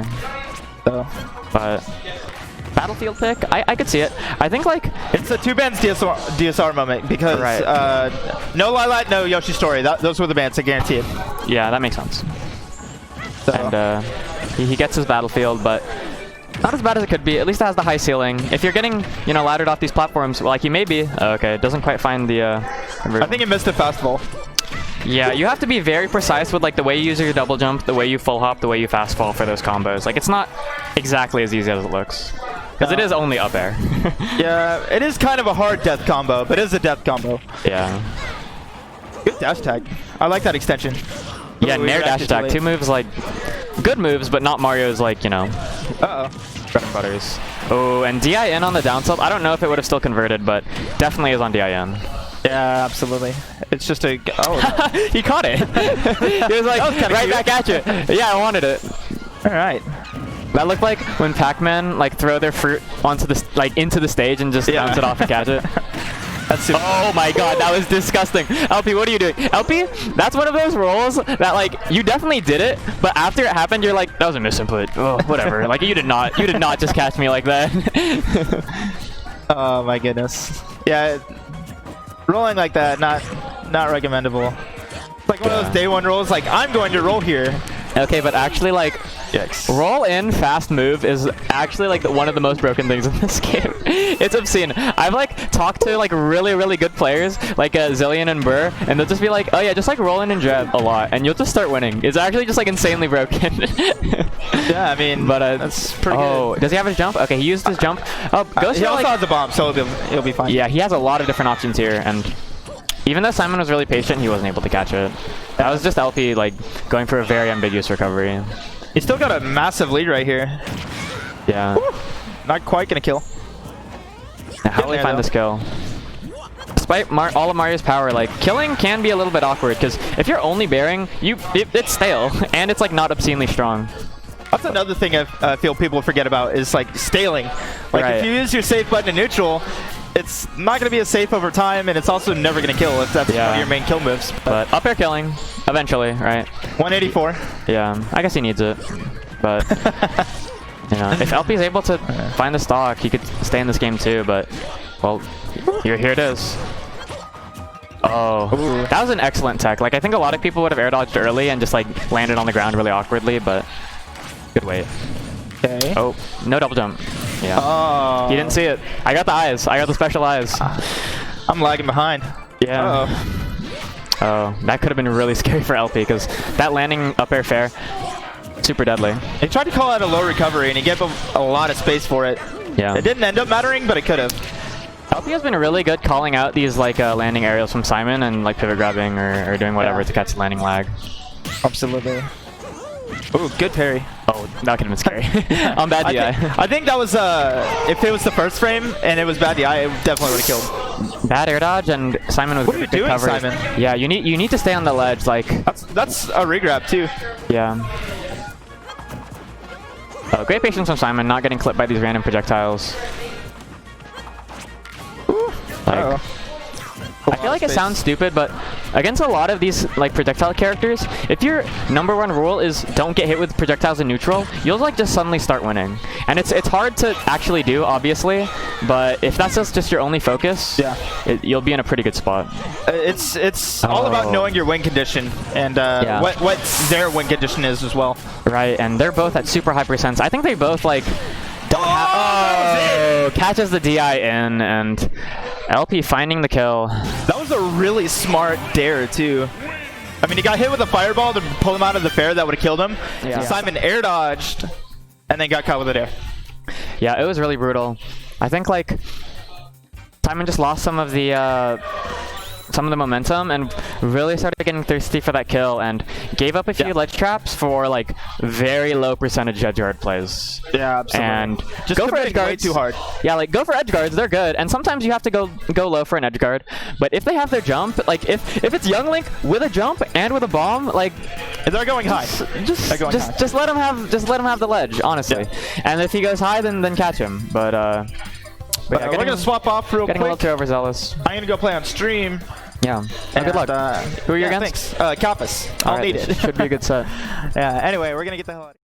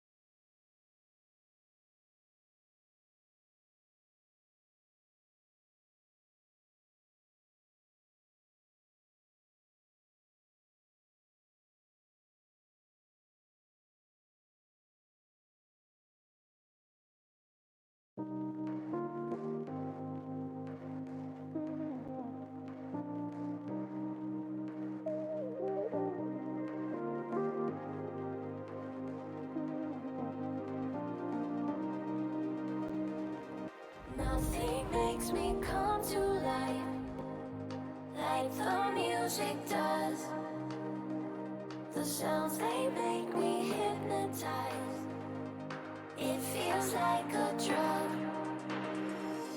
Throw me in the biggest crowd. That's my safest place. You must know what this feels like now. However long it takes.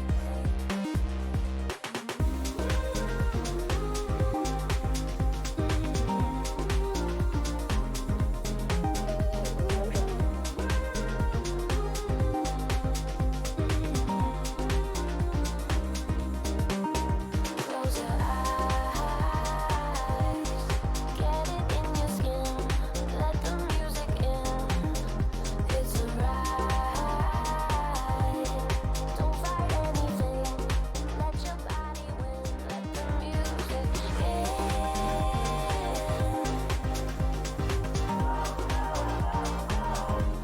the music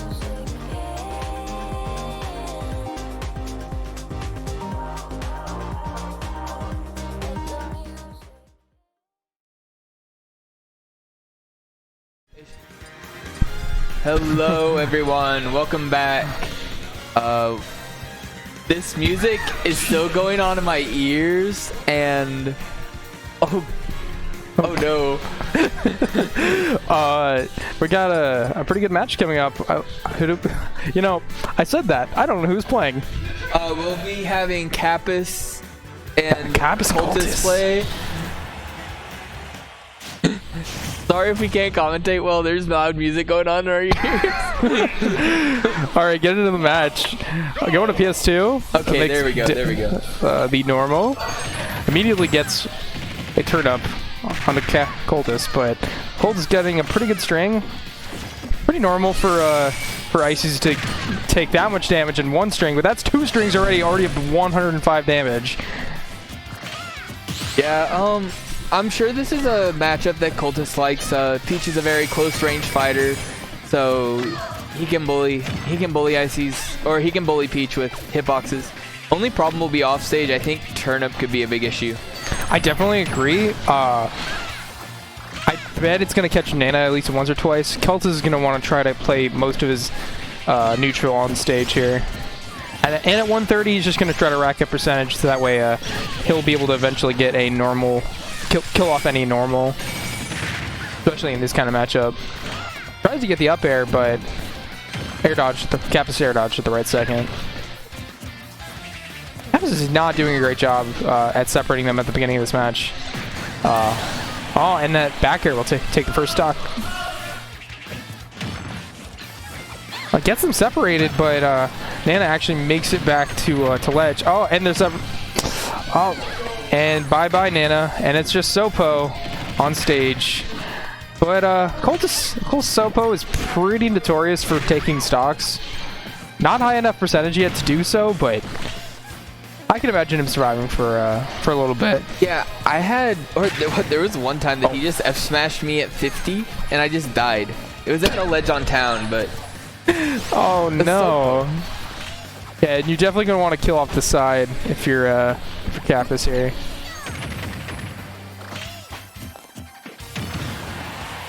Spot dodges, but gets hit anyway. The up, oh, nice air dodge to get back to stage, but the floating forward air.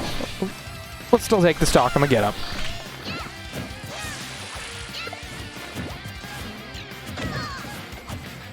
Oh, that shield. As shielding is always dangerous in this matchup against Ice Climbers. Pretty even at this point. Cultist could not get anything going. He nearly got the chase with it. He is blue walling. Oh, nearly gets the chase, but that's a good roll because I've seen people just shield there in the corner against Cultist and immediately get shield broken. It is very easy to fall into that trap.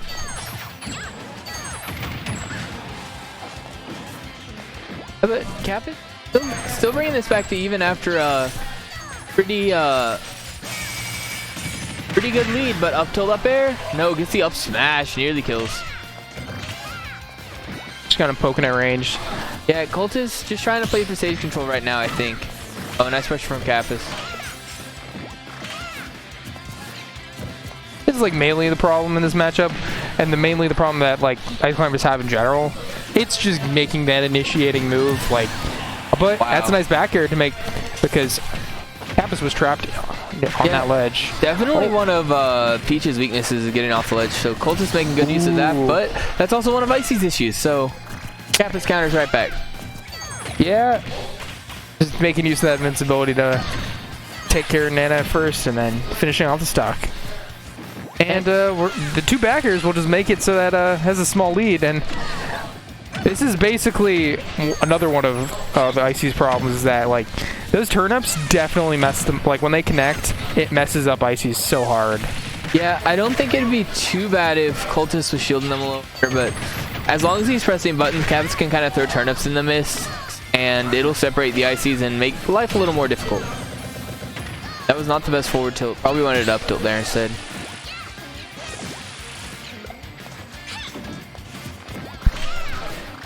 Alright, both of them playing pretty patient, not wanting to die. There's not much Cultist can do when Kappas is on the other side of the stage, just pulling a turnip, other than like just for. But that is, I've gotten onto him before, but that is one thing that Cultists will sometimes forget to go to grab. Tries to get the up B kill. That is the wrong time for that. No. Oh, goodbye. Hits him with a frying pan. Cultist thought he could punish. Honestly, there was an up B kill chance earlier, like. But he didn't go for it. I was like, oh, maybe he's just trying to play safe. And then he goes for the up B kill that's obviously not going to work. But, well, yeah, you got to try those risky things in those matchups. Yeah, but Kappas holds it down, takes it, punishes it appropriately. We'll move into game 2. Oh, Kappas left Smash Fill open. That's Icy's best stage, easily. Yeah. It just keeps so much stage control. Kappas. I can see why she left it open, though. That is true. I don't know. She's just been playing Banjo the last couple weeks, just having fun. I got 3-stocked with this Banjo on stream. Like on its day one, it's not like that amazing, but definitely on this stage, I have seen it in the past few weeks do very well. Yeah, it's so dumb on this stage actually, just because side B covers the entire stage. Oh, that forward smash, if it connected, would have been so dangerous. Good parry, nice into up tilt, into up air. But can't press buttons against Banjo. Yeah, if you hold that Blizz wall, you're just gonna get side B'd. Alright. Kinda waiting it out, but I don't know. Sometimes standing there with shield, if you've already preemptively shield, doesn't always accomplish the most. I also don't think that like camping in this matchup is going to be very good, but not for Ices. For Banjo, it might be. I mean, for Banjo, it's going to be like if you're camping, Banjo's definitely going to be an advantage, like most of the time in that neutral. Oh, but the side B not going to kill him, but Nana's just going to fast fall too fast.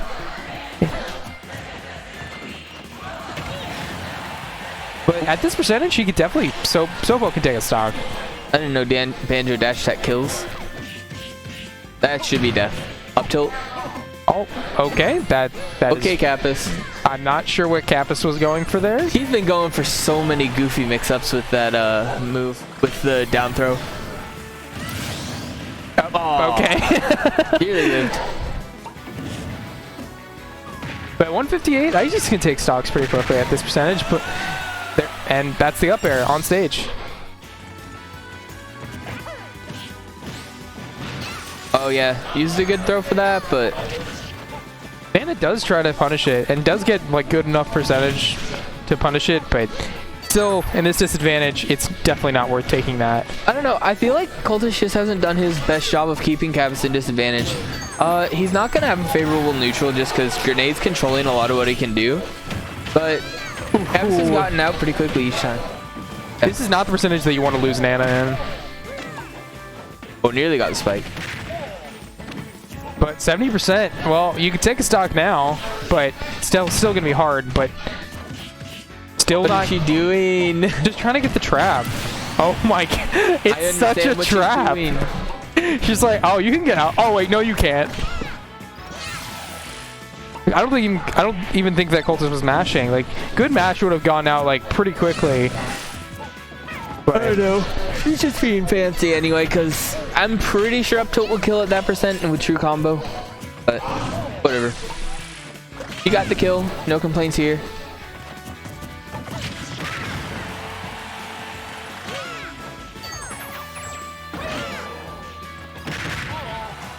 Alright, catches the ledge jump. ooh, I think they caught the grenade right into the Wonder Wing. Yeah, and it's smart she's using back throw a lot. Normally you wouldn't want to stale it, but it's so good for just beating off the other ice climber. Definitely. Oh, and the neutral air drag down. Yeah, you're dead. Yeah, he was fist bumping before he died. Does Cultist also hate that matchup? I'm curious. I mean, I always ask these questions. Like, he hates pretty much every matchup. No offense. He's gonna watch this VOD and be like, why? Why do you say that? It's just funny. He hates all the matchups except he likes the Pikachu matchup somehow. Well, it's because I feel like he can beat up on a lot of the Pikachu players. No offense to them here. He definitely knows how Pikachu wins. Or he thinks ICs win or go even at least. I mean, you can say they go even. I don't think they win. Going even's winning. I mean, yeah, even is winning for that character. To be fair, and a lot of the Pikachu players don't know how to defend against an Ice Combo player.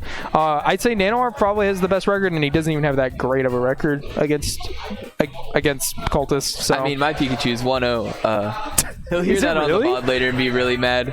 I beat him at Game Changers once when his character just decided not to work. Let's be honest. Does that count? It was at Game Changers. Look, it's the only record we have of my Pikachu playing his Ice Climbers, so it's the only record we have to use as a judge. So I'll take it as far as I can. That's fair enough. That's fair enough. I just like to remind him about it every once in a while. Next match. We got Inkle versus Desley next. How are you telling these? I'm just looking down the order on bracket. Oh, that's the smart way to decide to actually look and see the bracket. Inkle versus Desley. That's gonna be interesting.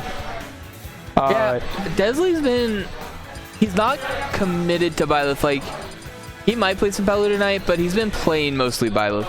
I think if he gets this is not offensive against Desley. If he gets tilted, I think he's gonna start playing Palu. No, that's fair. I completely believe that, but you know, Byleth is not a terrible character. Like I said on Twitter that I was hoping for at the very least mid-tier, and you know what? I do actually think the character's now mid-tier after looking over playing a lot of Byleth online, playing it in person. This character, I mean, Byleth has options. Especially against, like, I just think that he's a particular matchup character and not an actually works against everyone character, because there are certain like I was trying to practice my Greninja online, and Greninja you're too fast for Byleth. But this I've never seen this. He accidentally clicked onto the wrong skin. This is the worst skin. We're resetting. Like it's okay if you're the girl, but like if you're the guy with this hair, I'm not sure what you're doing. I'm sorry. Yeah, I don't know. Personally, I'll either play the Edelgard Byleth or the default male Byleth or default female. The Edelgard Byleth. All right, I'm gonna have to complain about that too. Look, I played Black Eagles first. I did too. Cool skin. Yeah, but did you side with I didn't know how to side with Edelgard. On accident, yeah. Okay, so spoilers real quick. I didn't side with Edelgard, and I learned how to hate Edelgard. I learned that, so I'm not a big fan. Getting to this, I'm a sympathizer. still running the green hair skin. This is the right skin. Thank you, Desley. Immediately starting out with a blaster shot. The percent lead. The spacey special. Always starting off with blaster. But already on a lead situation. Wow, that up tilt went straight through the nair. Oh, that was a great up B, but didn't get anything out of it. Yeah, Yeah, this is going to be a problem. Byleth's disadvantage, as far as I can tell, is not great. Yep. Only landing options really are, I mean, you can space an aerial, but down air is slow. It's down air and neutral air, in my opinion. Neutral air is not even that good for that. I mean, yeah. A lot of what, if you look, Pink Fresh is like the only player at this point that I know of who's won a weekly with Byleth. It was like monthly actually, I think. But he basically like just would land, like try to like fast fall land right near a character and would just not get punished for it a lot of times. But I'm not sure if that's gonna happen here. Incold has a really good anti-air tilt with up tilt, so but he is getting really trapped at ledge here. No options. Oh boy. And he just can't land. Desley's putting on a clinic. I mean, he was at the ledge, and he finishes off with the up smash has a big scoop hitbox in front. It's actually crazy. It is one of the better like up smash scoop hitboxes in general. I always like thought to complain of like, oh, people do a lot of the up smashes out of shield. This is the only character I actually see like it working almost always. Yeah, it's not that fast for out of shield, but I mean, unfortunately, yeah, you're right. It is not that fast out of shield, but it is still like hitbox wise. Really, the jab was just not the right hitbox. Incold, he's just gotta throw it out up tilt. Nothing's happening after. He's throwing out another up tilt. It doesn't look like he really knows what he wants to do, like in particular against this character. He's just playing his game. Yeah, he told me earlier, I think, that I at least overheard him, it's a little bit annoying for Falco. Just because, like, Falco has to get in and doesn't really have range or good projectiles to contest with. And it's really hard when a lot of these like aerials are actually very far ranged getting in, but he does end up getting the kill. 60% though is the extra credit, and that is pretty good, especially in this match. You definitely are going to be able to kill pretty soon. He is wasting a few too many of his resources. Yeah, Nair's not bad out of shield. It depends on the character, but I agree. Yeah. Gets the downer. It is slow.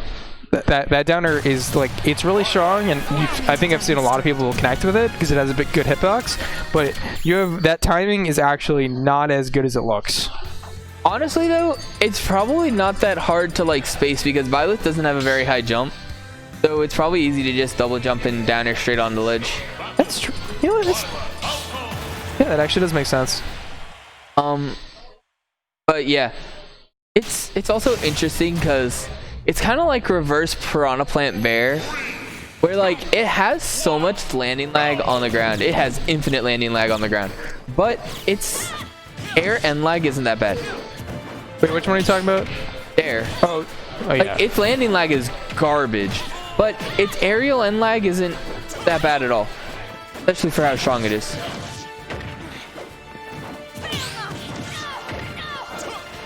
But this is a much better start for Incold, definitely. Feels like Incold's just a little bit off on his combos. He missed that one as well.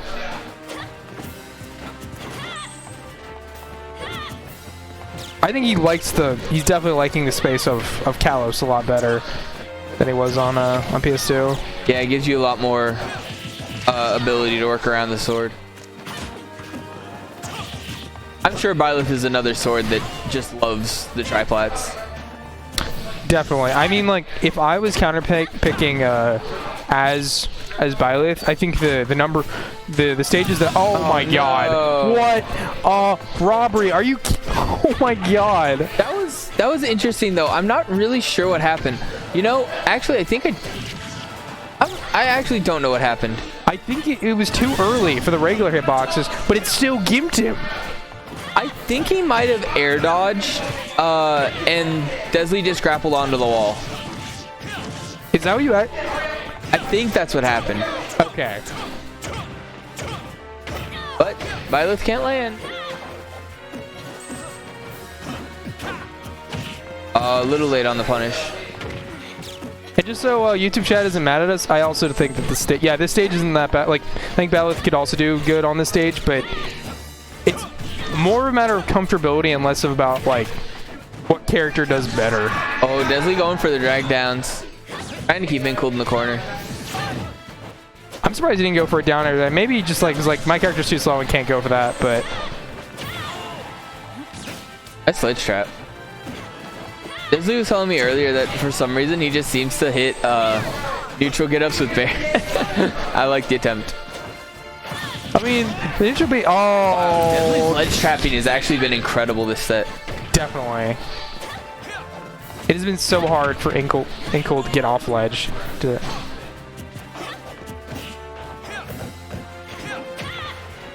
But Back Inkle air. I like that. I like that coverage. F? No.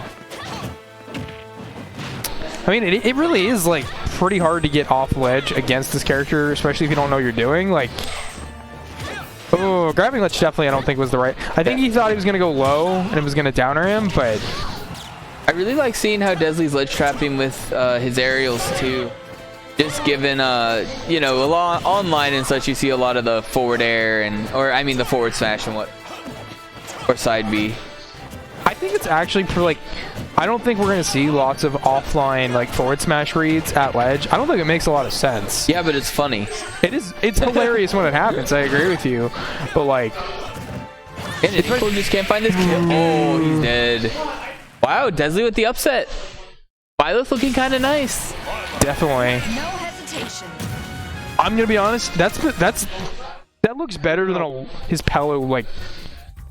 Pretty like not for like I think at the beginning of the game he was doing like at the time I was watching he was doing really good and then he dropped off and then this looks really good honestly. Yeah, I mean if he's having fun with this character and I mean he seemed to pick Byleth up pretty naturally, so and like I think that's a big thing. Like I'm not sure he like if it was like a problem of having fun, but I definitely think that helps. So I think we're gonna be switching off again. Yeah, I'm switching off. We're probably gonna double switch, but right now I'm switching off for Crown. Okay.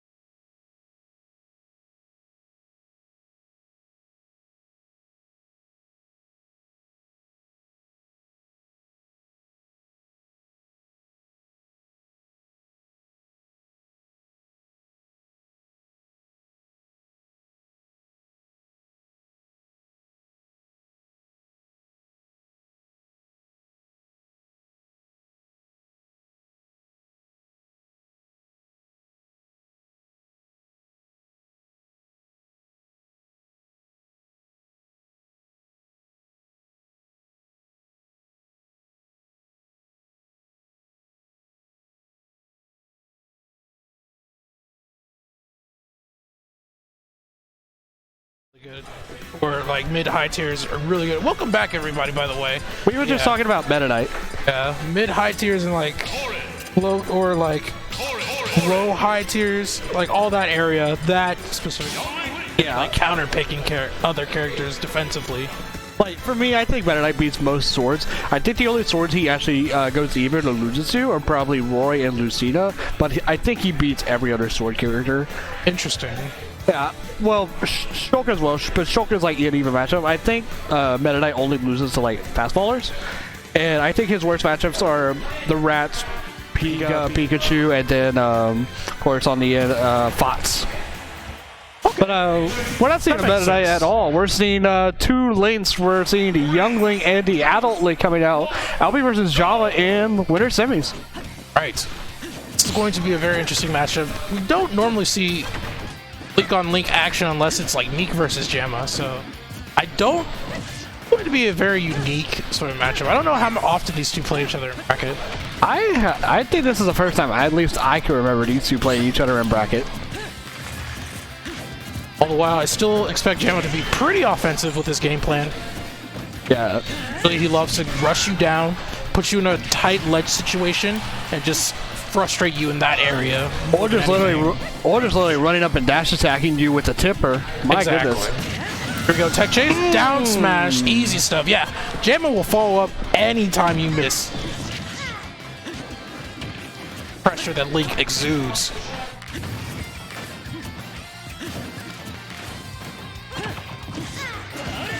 Down tilted to up B. Oh, and the boomerang saving LP.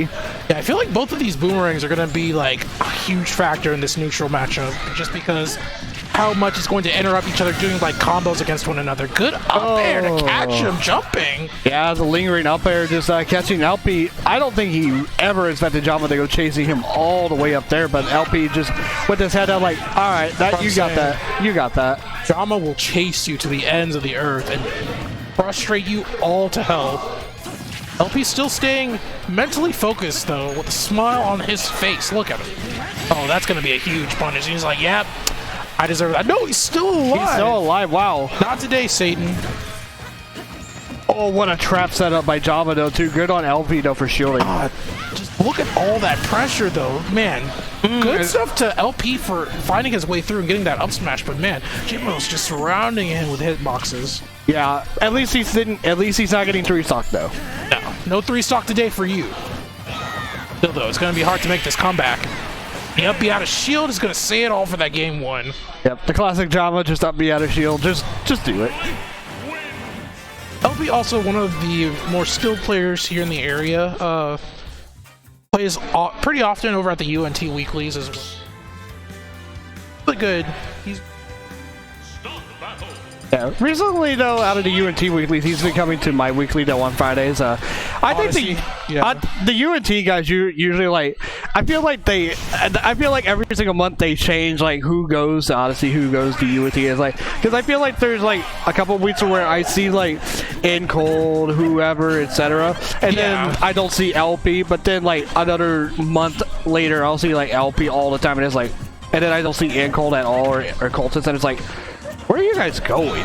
Yeah, apparently he's #1 on the UNT Smash PR, so LP definitely can throw them hands. I've played him before, and his Toon Link, or his Young Link, excuse me, is really neutral based and all about taking center stage and forcing you to be manipulated by his projectile control.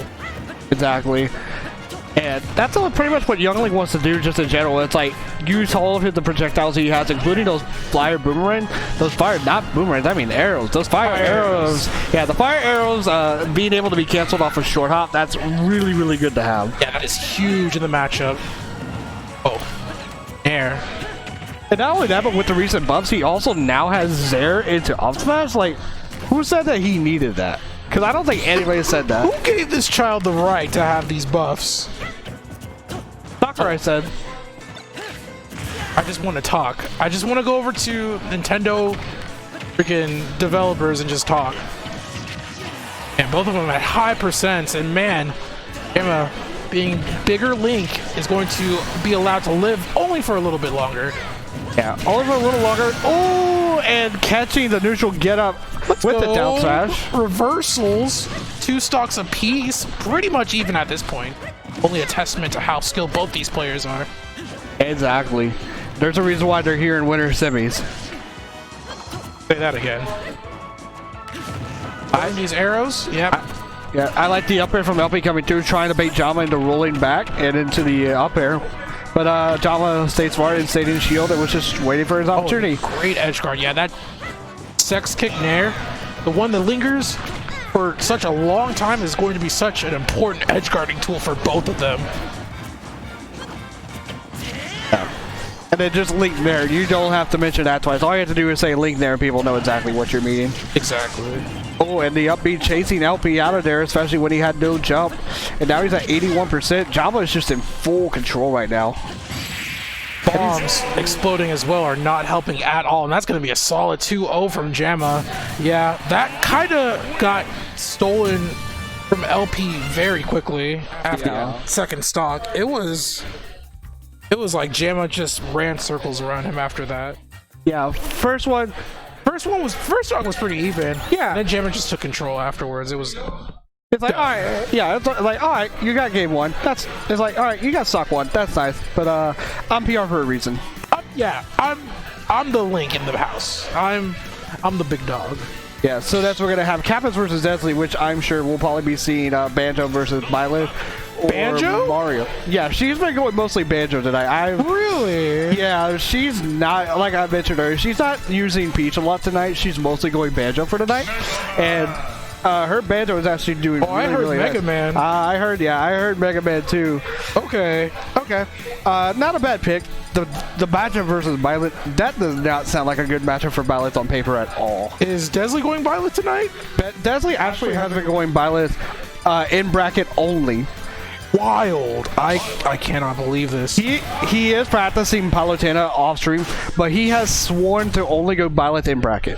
Wild. He is going to die for his waifus.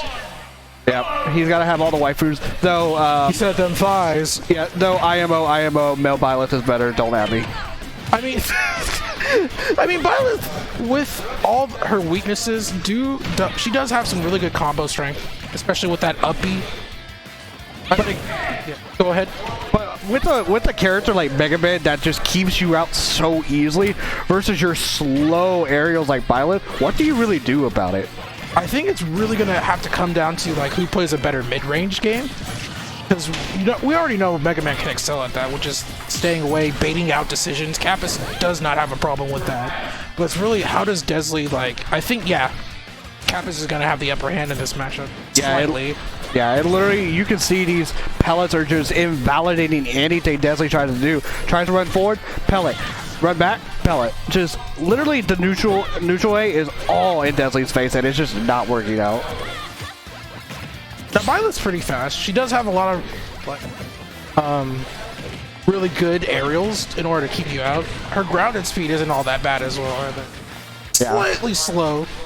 Not as slow as like Robin's. Yeah, good range, but very slow in speed and very slow aerial. So it's Violet is more of a character that if you can play very spaced away and you can play the zoning game, you probably win most of the time because Violet has a really hard time getting in general.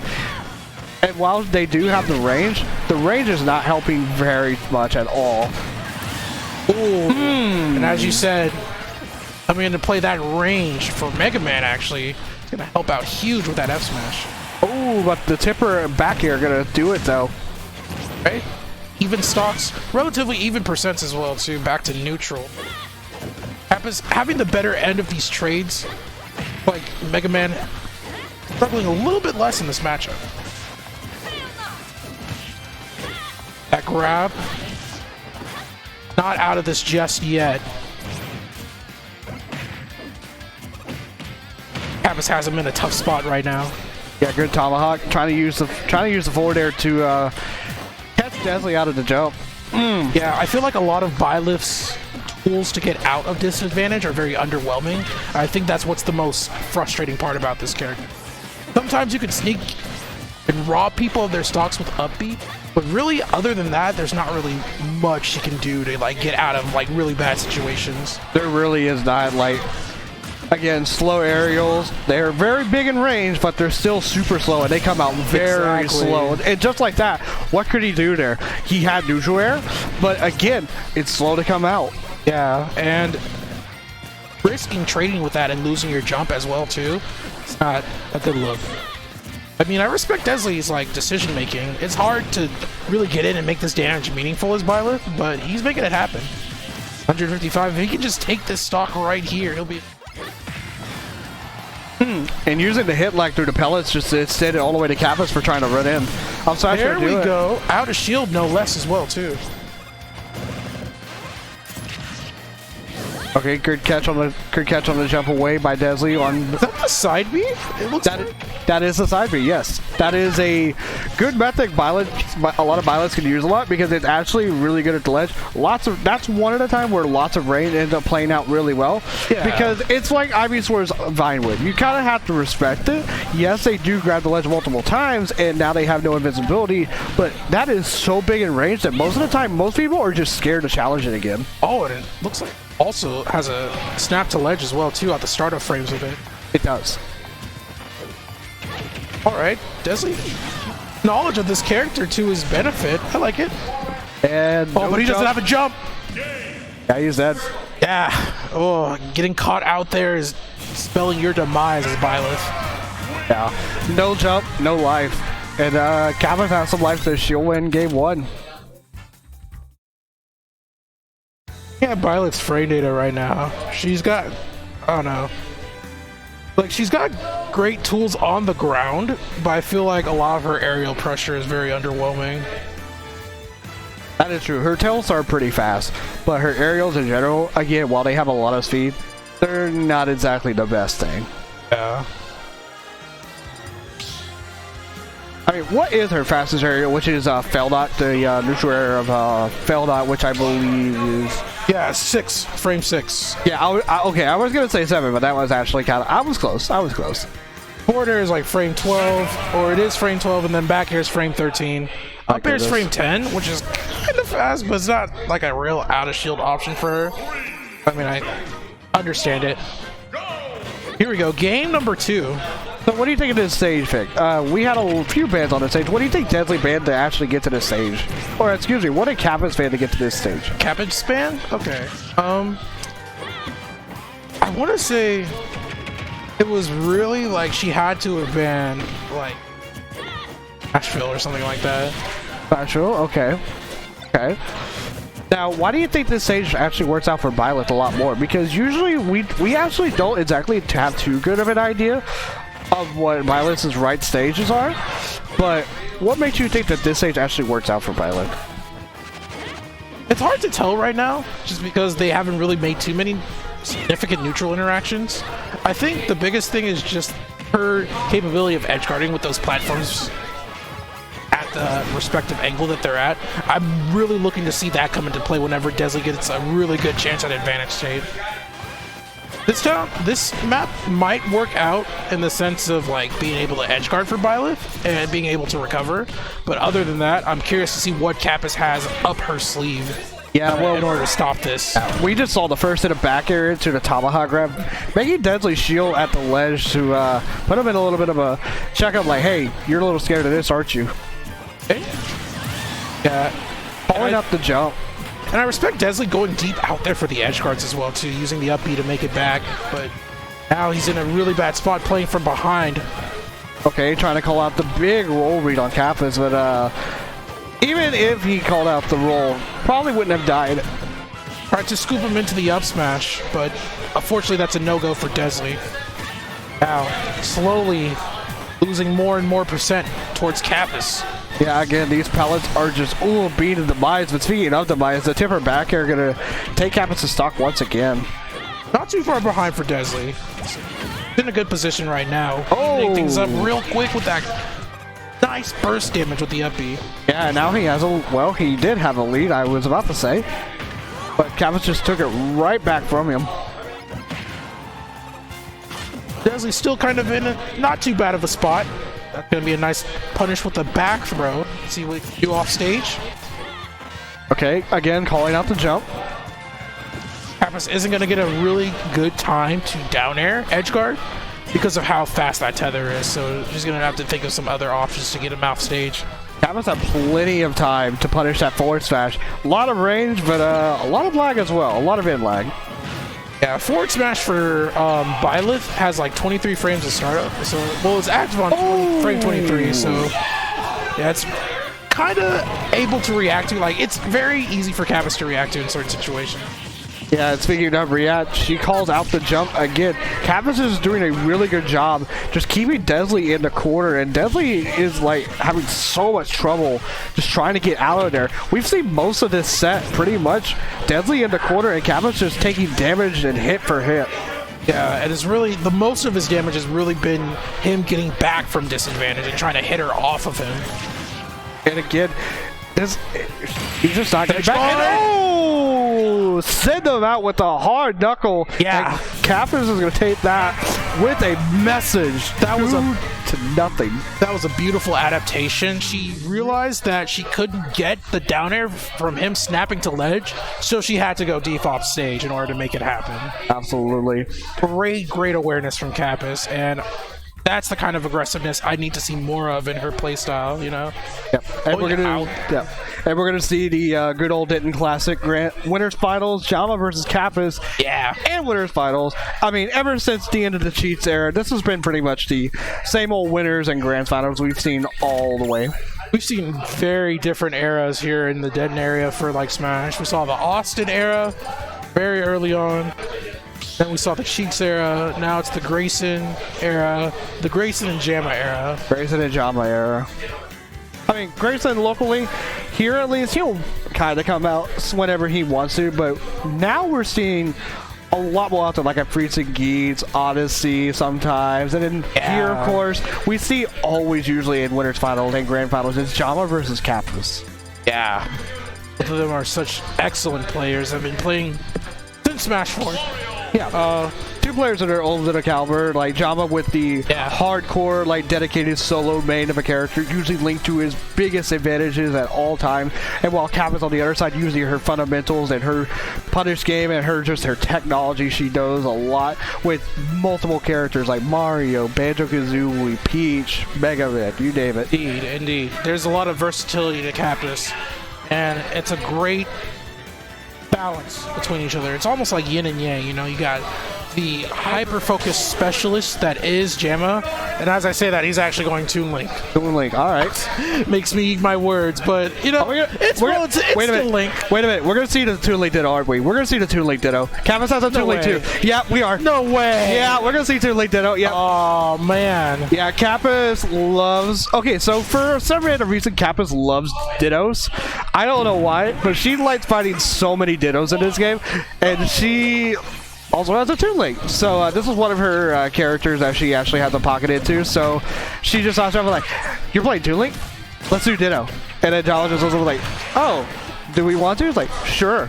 We're going to see how this rocks out. I'm going to be interested to hear this toothpaste sword damage.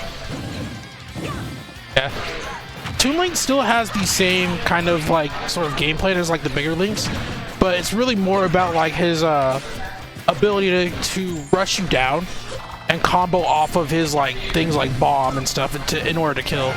And then like his backer as well, like his backer is actually a combo tool. Like at first, nobody really thought, everybody when they first saw the combo, it's like there's no way backer actually confirms it to another backer into an up B, right? But slowly these Toon Links have been showing, yes, it most certainly does. And with the previous threatening. Yeah, and with the buffs recently, it just made it way stronger. Yeah. Ooh. Speaking of back air, is that coming into play right now for Jama, trying to rack up some damage on the second stock. Yeah, this Ditto has not been working out pretty well for Kappas just yet. More so in Jama's favor. The F smash catching the down air. Yeah, Jama has pretty much lapped her at this point in percent, so she's got to think of some options. Back out of disadvantage is hard.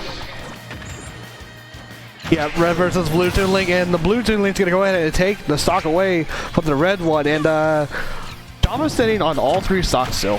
Indeed. Yeah, comboing off with the boomerang as well, gets the grab to punish the Zaire. Oh, I'm surprised Jama didn't try to go for the down air off stage. I would have done that myself. Two stocks up, why not? Yeah, I love Kappas, but I am not understanding why she would want to go the Ditto in this situation. Ooh, okay. Up B from Jama. who tried to converge with the up air off of the bomb, but Kappa's DI'd effectively to get away. Oh, and the scoop on... Oh, Java... What? Alright, Java tried something right there with the arrow. I think he tried to run off stage expecting Kappas to jump ahead.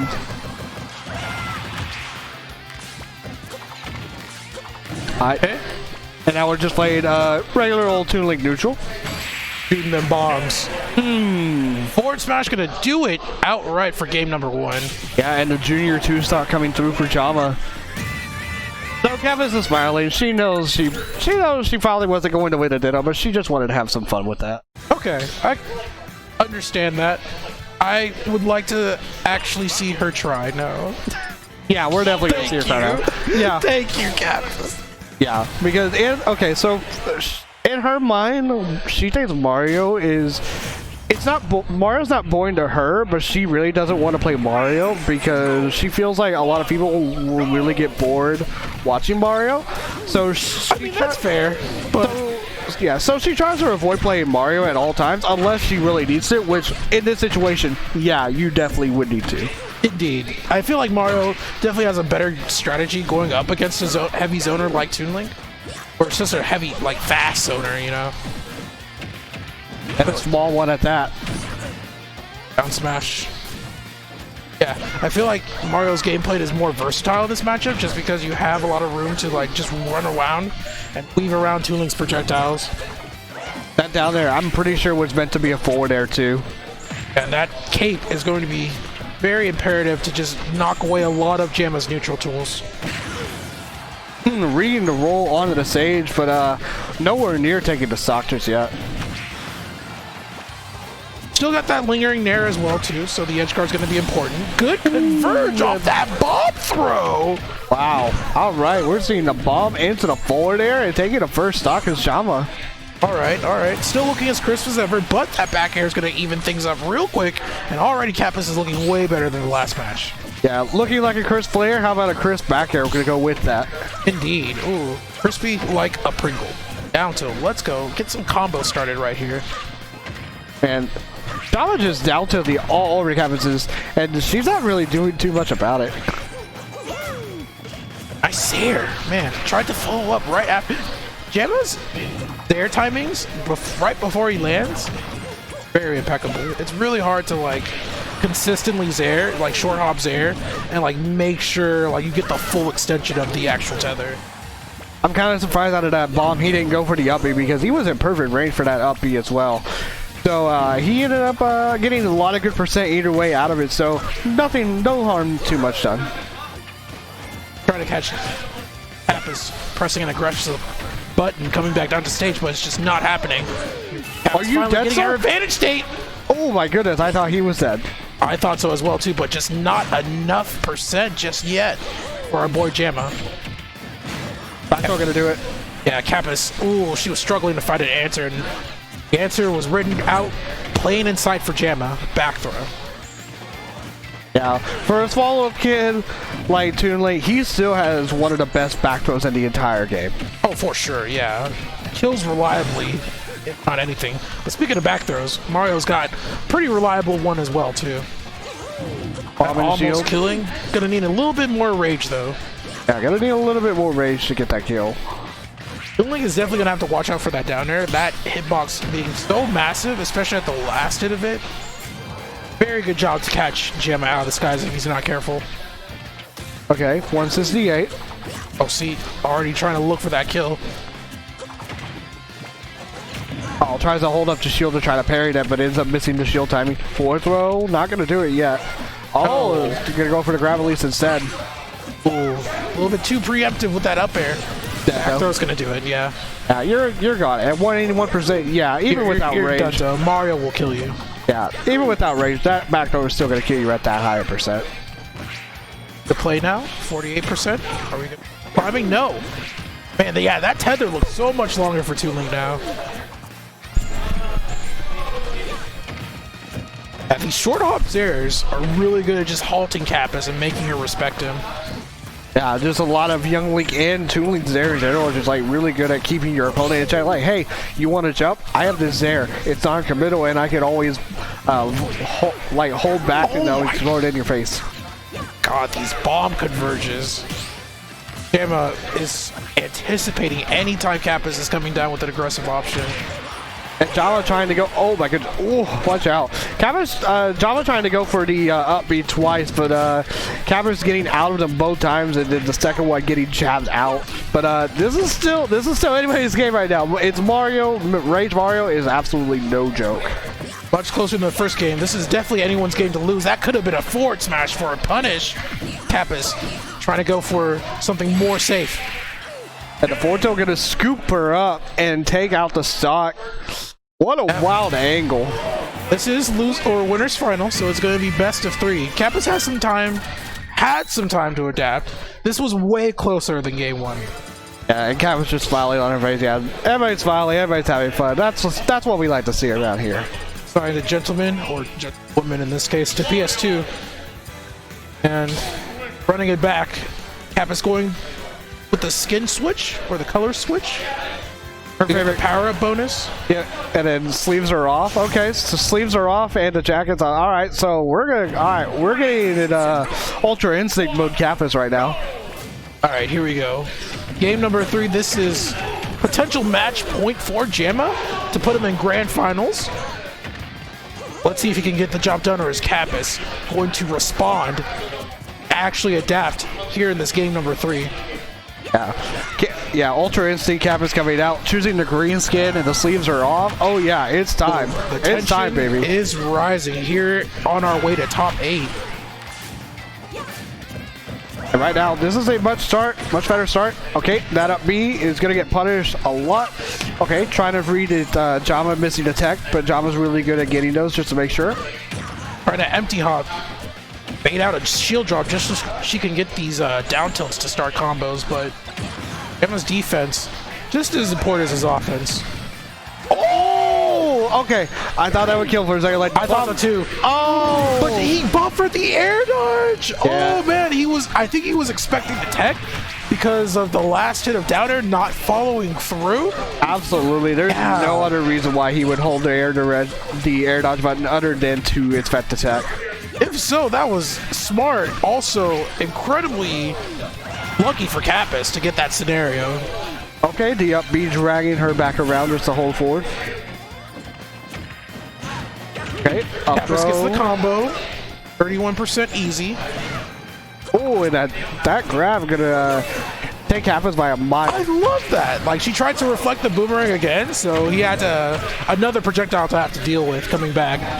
Yeah, and Kappas is just slowly pulling away with this lead too. The bomb into the up air, I thought we were going to see something cool out of that too. She's adapted. She's 100% adapted. Yeah, Ultra Instinct Kappas is out here right now. Here we go. Look at these grabs. Oh man, she is recognizing his defensive patterns. Spot dodging. Oh, look at that spacing though. That spacing was on point. Yo, that's what I love, seeing some really good footsies in a game like Smash. Up air with this imperative down tilt spacing. Jamma not trying to let her get any sort of threshold. Third hole past the ledge. Up air. Oh, that's a punish. Yeah, that is an easy punish for Kappas any day of the week, and now she is up by 2 stocks at this point, about to lap Jama. Yeah, it's not a good place to be if you're Jamma. Yeah, all this momentum could spell reverse 3-0 if you're not careful. He did go up 2-0. Good. Ooh. Yeah, Kappas having so much mental fortitude right now, adapting. Oh, and letting go to shield at the worst timing. I think she tried to predict Jama holding back a little too early. Okay. Yeah, anytime he's throwing these items, just knocking it back in his face. She read that roll, but that up smash was barely missed face though. I will say Kappas's reaction time is really good. Like, it's almost ungodly. her being able to react to like items being thrown at her at like point blank distance sometimes is just like, oh my god. It's crazy. There's no way I'd be able to do it. I wouldn't be able to do that. Back air trading with F tilt? That F tilt is ridiculously ranged. Oh my god. Yeah, that happens sometimes. Yeah, as we're seeing though, we were a little bit distracted by Kappa's advantage. Notice that Java has slowly been making its way back into this game though. Yes, and he's not too far behind. One good bomb or boomerang combo could put him right back in the game. That F smash will kill at almost any point in time. Yes, it will. At the ledge right now, it will most certainly kill Mario. Kappa's looking for these back throws, but Emma weaving around her and avoiding these grabs at all cost. Oh, okay. And the forward tilt scooping her up again. Oh, Kappa needs a grab or a back air. Ooh, the boot to the face. Not gonna seal it out quite yet. Oh, the up air to converge off the bomb again. Wow. He is so consistent with those. There's no way he misses those. He don't miss. He don't miss, crowd. He don't miss. What a ridiculous conversion by Java, and the two-stock comeback was amazed. What a comeback by Java. We were getting so distracted by Kappa with her advantage state that Java was just slowly making his way back. He's like, okay, just go ahead and keep talking about her while I make my way back down. Yeah, all the while he was just nickel and diming her over and over, getting these random hits to connect. And that's all that matters really in the end. And I was just making it happen. Good stuff to Jamma for staying mentally composed throughout all that and bringing it home. So next we're going to see probably LP versus Deadly. I know LP has a very positive record on Cultist right now. He does. He's #1 at UNT for a reason. Plus Zoner. Well, yeah, heavy Zoner. They recently got buffed as well too. So yeah. We're gonna go on a quick commercial break for you guys so we can get prepared for loser side of bracket. So you guys be sure to hang around if you're watching on YouTube. Stick around for some more Source Gaming action. So be right back.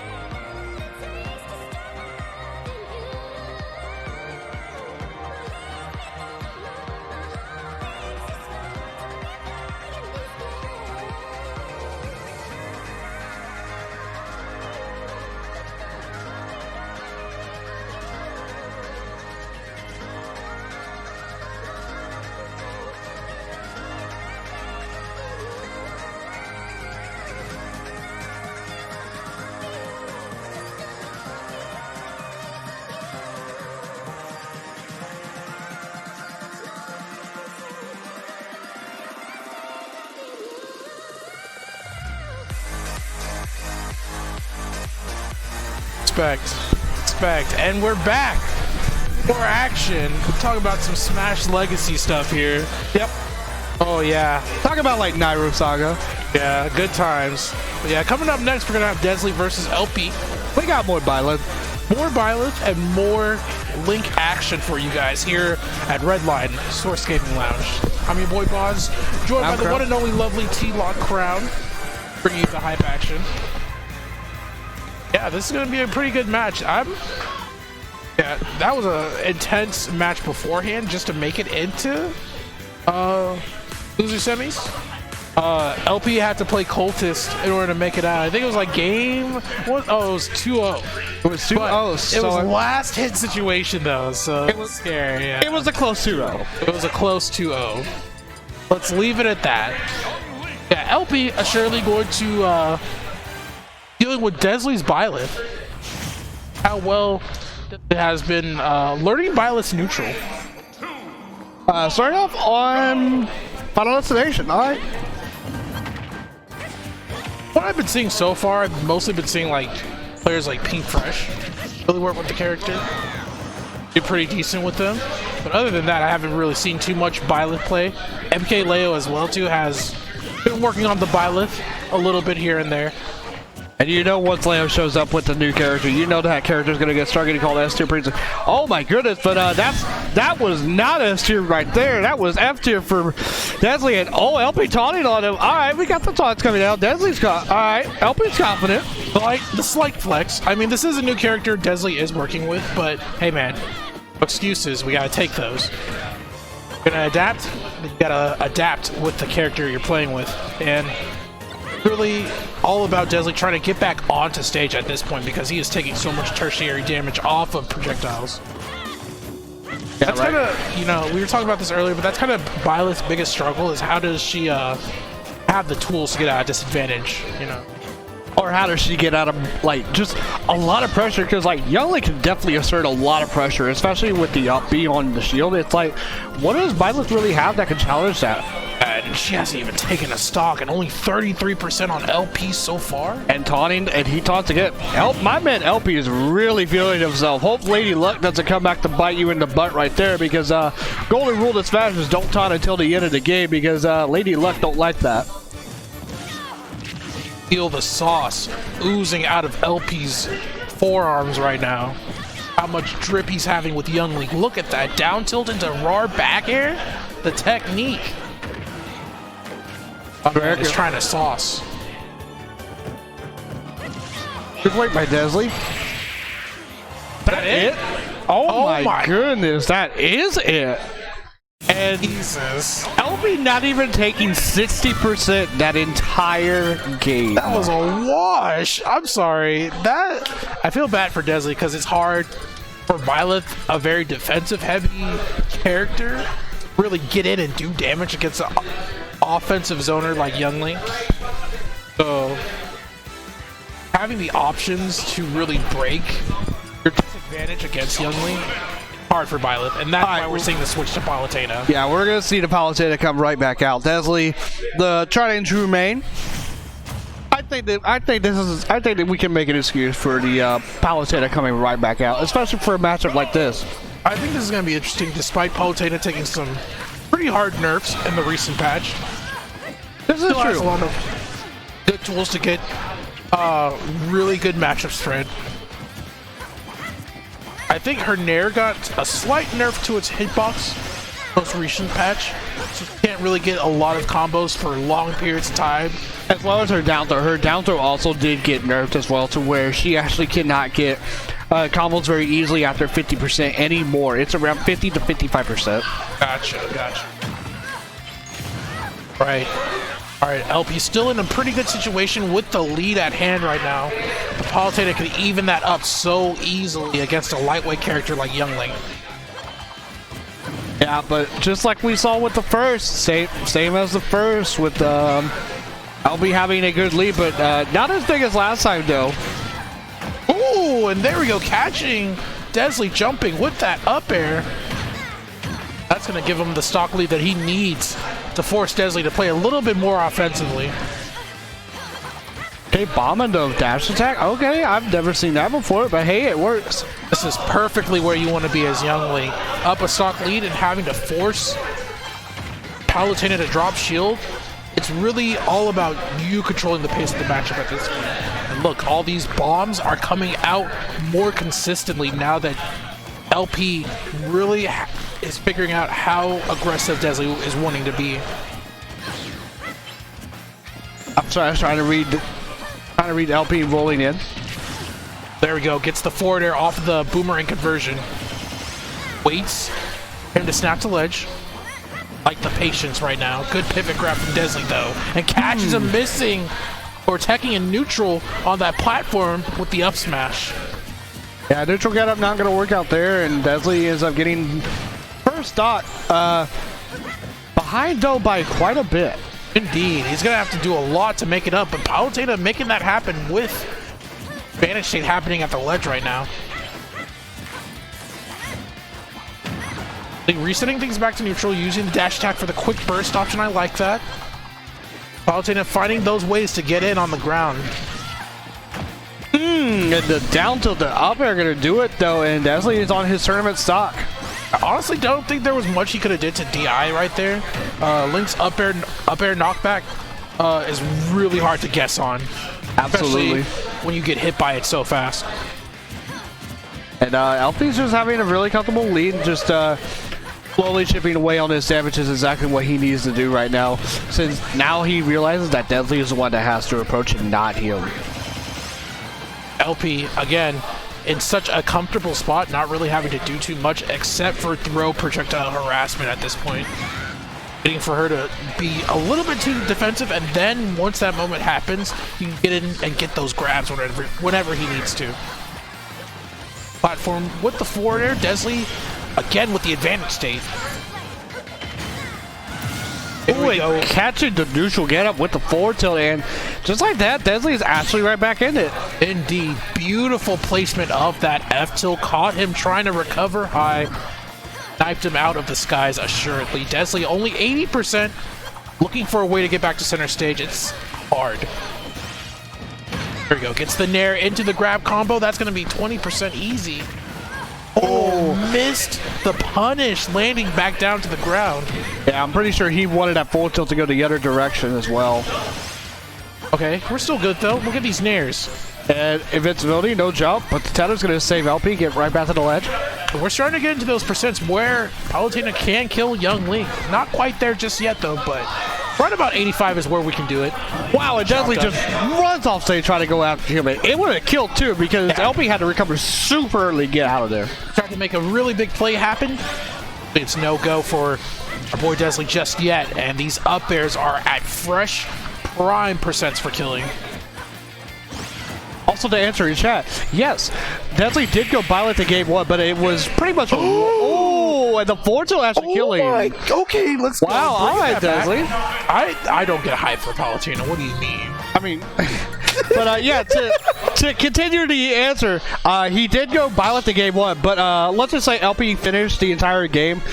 55% still had all three of his shots left by the time Desley's Byleth was The Byleth was a wash, let's just put it at that. Yeah, the Byleth was an absolute wash. But Desley's going to Palutena now, so he's adapting better. Winning game 2 was exactly what he needed in order to put himself mentally back in focus. Okay, he's just going to stick it out with Palutena. I respect that. I feel like that's a smart decision to have. Alright, so into game 3, going into Kalos, what do you think of this counter pick though for Youngling? I feel like this stage works for both characters, but who do you think it benefits more? I would honestly say Youngling more than anything. Youngling has a lot of vertical recovery boost, especially with wall jump, being able to wave bounce his arrows as well too, in order to mix up a lot of his options to get back onto stage. I feel like it's going to be easier for a stage like Kalos to really zoom. Okay. Get in for free. All these B reverse fire arrows could come into play, especially whenever LP tries to recover.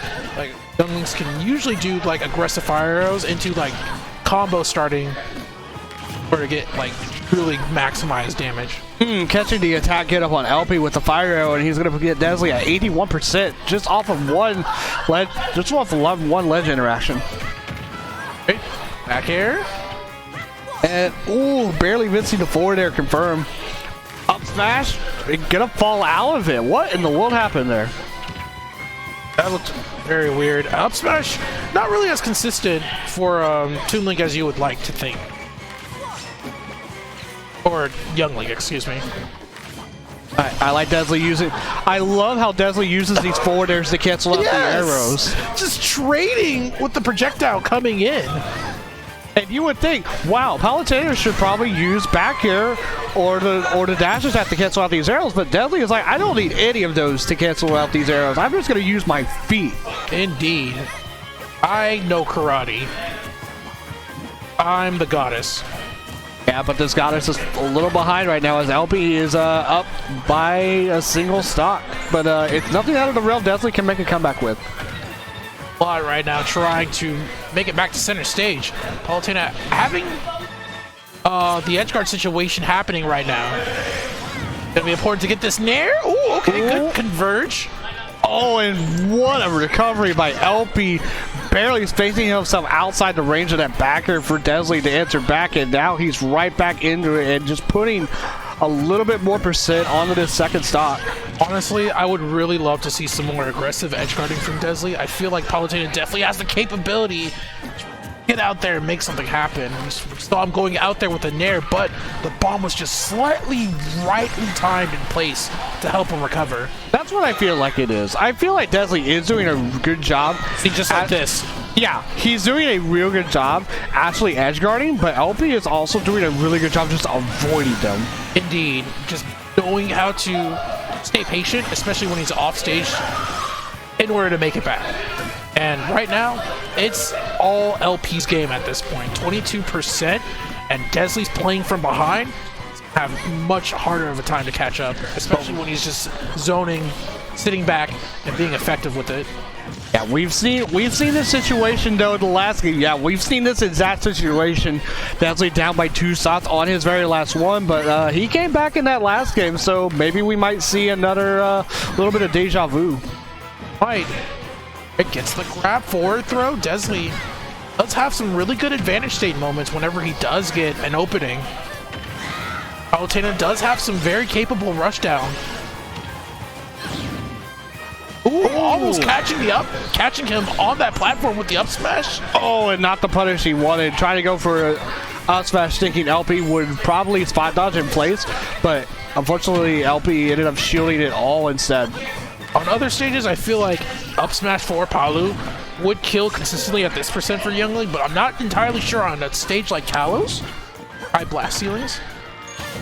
Getting up to a very, very important factor of rage at this point. And right now, Desley is just flaming from very far behind. He has to take LP stock now if he wants to have any chance left. And just like that, all right, 106. We saw this exact percent last game too. It was about 104, 106 that he started on with the last stock. And he made the comeback. We'll see what happens here. Just need is one good advantage state. The turnaround there for Palu. Okay. Not sure if those are ever accidental for Desley or if those are on purpose, but they do look cool. Ooh, up airs. Yeah. Oh, and the up smash. Oh, yeah, catching the spot dodge that time. No jump on LP. Okay. Yeah, instead of using like explosive flame, I would love to see him go out there for like aggressive options. Instead, LP is going to be the one to take that game and move on. By Kappas. Yep. By Kappas. Yep. And this one, though, is a little different. LP actually has a big losing record on Kappas. Yeah, so... Oh, man, this matchup could go... We could see total opposite for LP. Yeah, we could. We could, though recently it has most definitely been in Kappas' favor. I think in the last 3 sets I remember watching them, Kappas has won every single one of them. So LP has to try something here.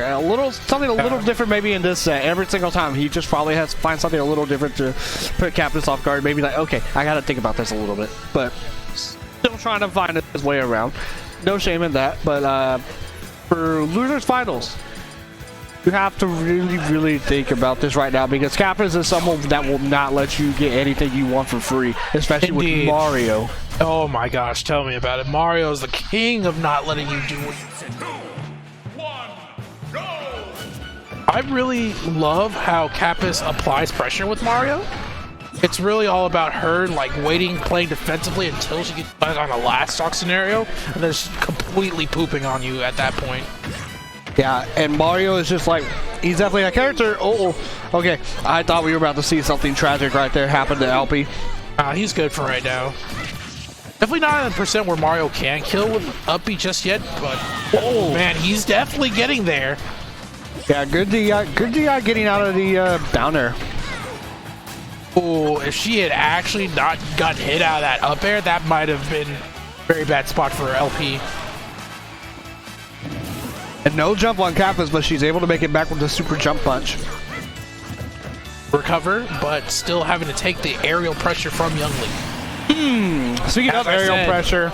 Yeah, that down air coming into play and taking that stock for LP.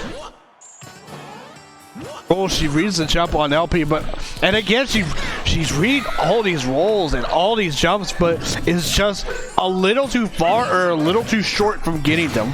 I like how, ooh, good back air. But I like how LP is mixing things up when he does get close to Kappas, though. Like, he'll do things like jab, jab, down tilt, or jab, jab, spot dodge in order to anticipate what Kappas is going to do next. And that's the next level of boxing game mentality that you need to have when you're going up against, like, brawlers in a matchup like that.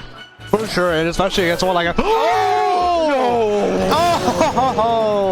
And what a cave. She went deep to get that cave, and it see that worked. You hate to see that happen. But it goes down like that, especially for very, very linear recoveries like the Lynx. Yeah, no bomb, no life, you're gone. She wanted to do him dirty. She wanted to do him dirty. And she's gonna get it all if she can. Oh, she's gonna get it all. That DI. Look at her face after. She was like, bro. Yeah. What was that? What was that DI? That was DIE. I'm moving on to the next game kind of DI. Let's get out of here. Let's go to game 2 DI. And as you said, we are going to game 2. Yeah. So, I mean, Kappas isn't trying to dunk on him all day. Ma'am, the All-Star weekend isn't until this weekend. You're a little too early to the competition. Just a little bit, yeah. We're not having Slam Dunk NBA Jam, like you said, until the weekend. So, yeah, calm down a little bit. Oh, right, not sure what that grab was. LP can't adapt in this situation. It's looking like he is. 3 grabs to happen. Now, this is something a little different, though. I've seen the Americana Mario skin. This is a skin that we rarely see nowadays. Yeah, it used to be very popular early on in Ultimate because it was a newer skin. Oh! Okay. All right, drift right into there. And she tried again, but this time not going to work. As LP has a bomb ready to go. Indeed. Oh, the up airs.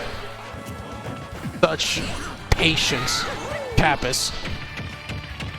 Oh, and she just follows him all the way down with that tomahawk grab. That's the man. Back air.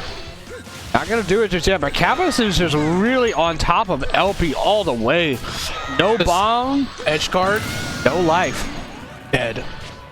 Yeah, most of Kappas's really threatening aura happens whenever she has you in that scenario. You know. Really scary to go up against Kappas when she's playing Mario or Mega Man. She has you off stage, you use like 2 or 3 of your resources, and now you have to guess. He guesses right almost every single time.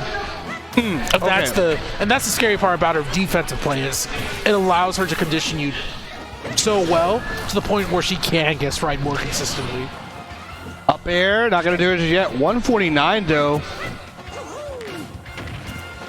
Up air, down air. Is he dead? No. Good DI this time. Oh, but LP just answers right back to the chase away. Personal game. Pretty nice. Yeah, both of them are just meeting each other in the air and just falling on each other so consistently. I feel like Kappas is just one step ahead of LP though, as always. Like, she is always just getting anything ahead of him. LP wants to throw this move out, Kappas is right there. Anytime Kappas wants to throw a move out, LP's not ready for it.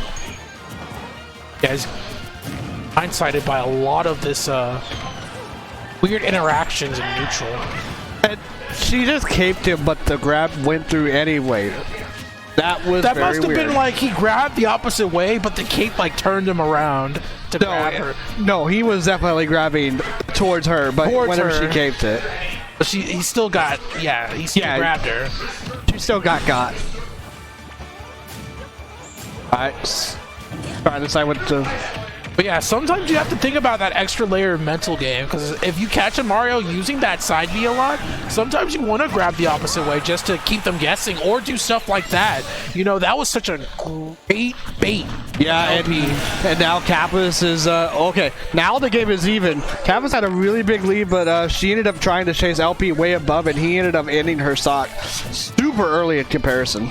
Yeah, that bomb would explode early, a lot, and early on in the set, whenever LP was off stage, and he uses that as an opportunity to take an attack on you when you're coming in or trying to edge guard him, and that's when he keeps you guessing, and that's the adaptation I like to see at this higher level. Yeah, and right now though, LP is just working his way around. He has the lead right now. He's just getting these small hits, and Kappas just keeps getting hit by these down airs. And any stray converge hit, LP is ready with it. Or are we gonna see All-Star Game edition of the dunk contest though? I don't think just yet. Doesn't matter. LP's got this, yeah. Yeah, doesn't matter. LP's gonna take it with the down tilt up air. Good stuff. Yeah, and it's 1-1. It is. The adaptation, well done from LP. This is a best of 5 set, however, though, so it's gonna be a while before we get done here. Still got some time to make some plays happen. This is looking a bit more favorable for LP, though, than I had originally imagined. Back to the trans right skin. Let's go. Go, Dark Wizzy. Let's go, Wizzy. Trying to get these early bread and butter combos to start.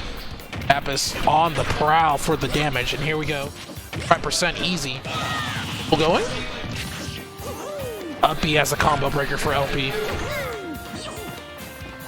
Oh, she tried to end them all, but jumped out of that. That scenario just definitely wasn't true. He's alive. Yeah, he's alive for that one. No rage on Mario, that's not gonna kill just yet. But but the bomb almost does it. I was gonna say, if he's using these bombs like that, that's gonna put him in a much worse situation. And it just like that, you were definitely right. Literally on cue. Oh man. Kappas is taking so much advantage off of this. Oh my goodness. It's not even fair. If she had got that up there, it would have been done so. Curtains. Okay, and this time I like what Kappas is doing. Instead, she's not chasing him up there because she knows that LP will try to... Oh, okay. All right. I see that dunk coming through. I see it coming through. Oh, the up smash? Interesting. Look at the... Oh, where are these jabs at the ledge? LP. All right, here we go. Back throw, though. Let's get some real neutral going. Back here. Oh, trying to far reach out, and that bomb is going to put her back in. All right, shot him out of the skies.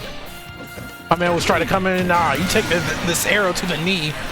But speaking of, Kappas waited out that downer, and Kappas said, take this downer, and there goes your stock. Right out of the skies.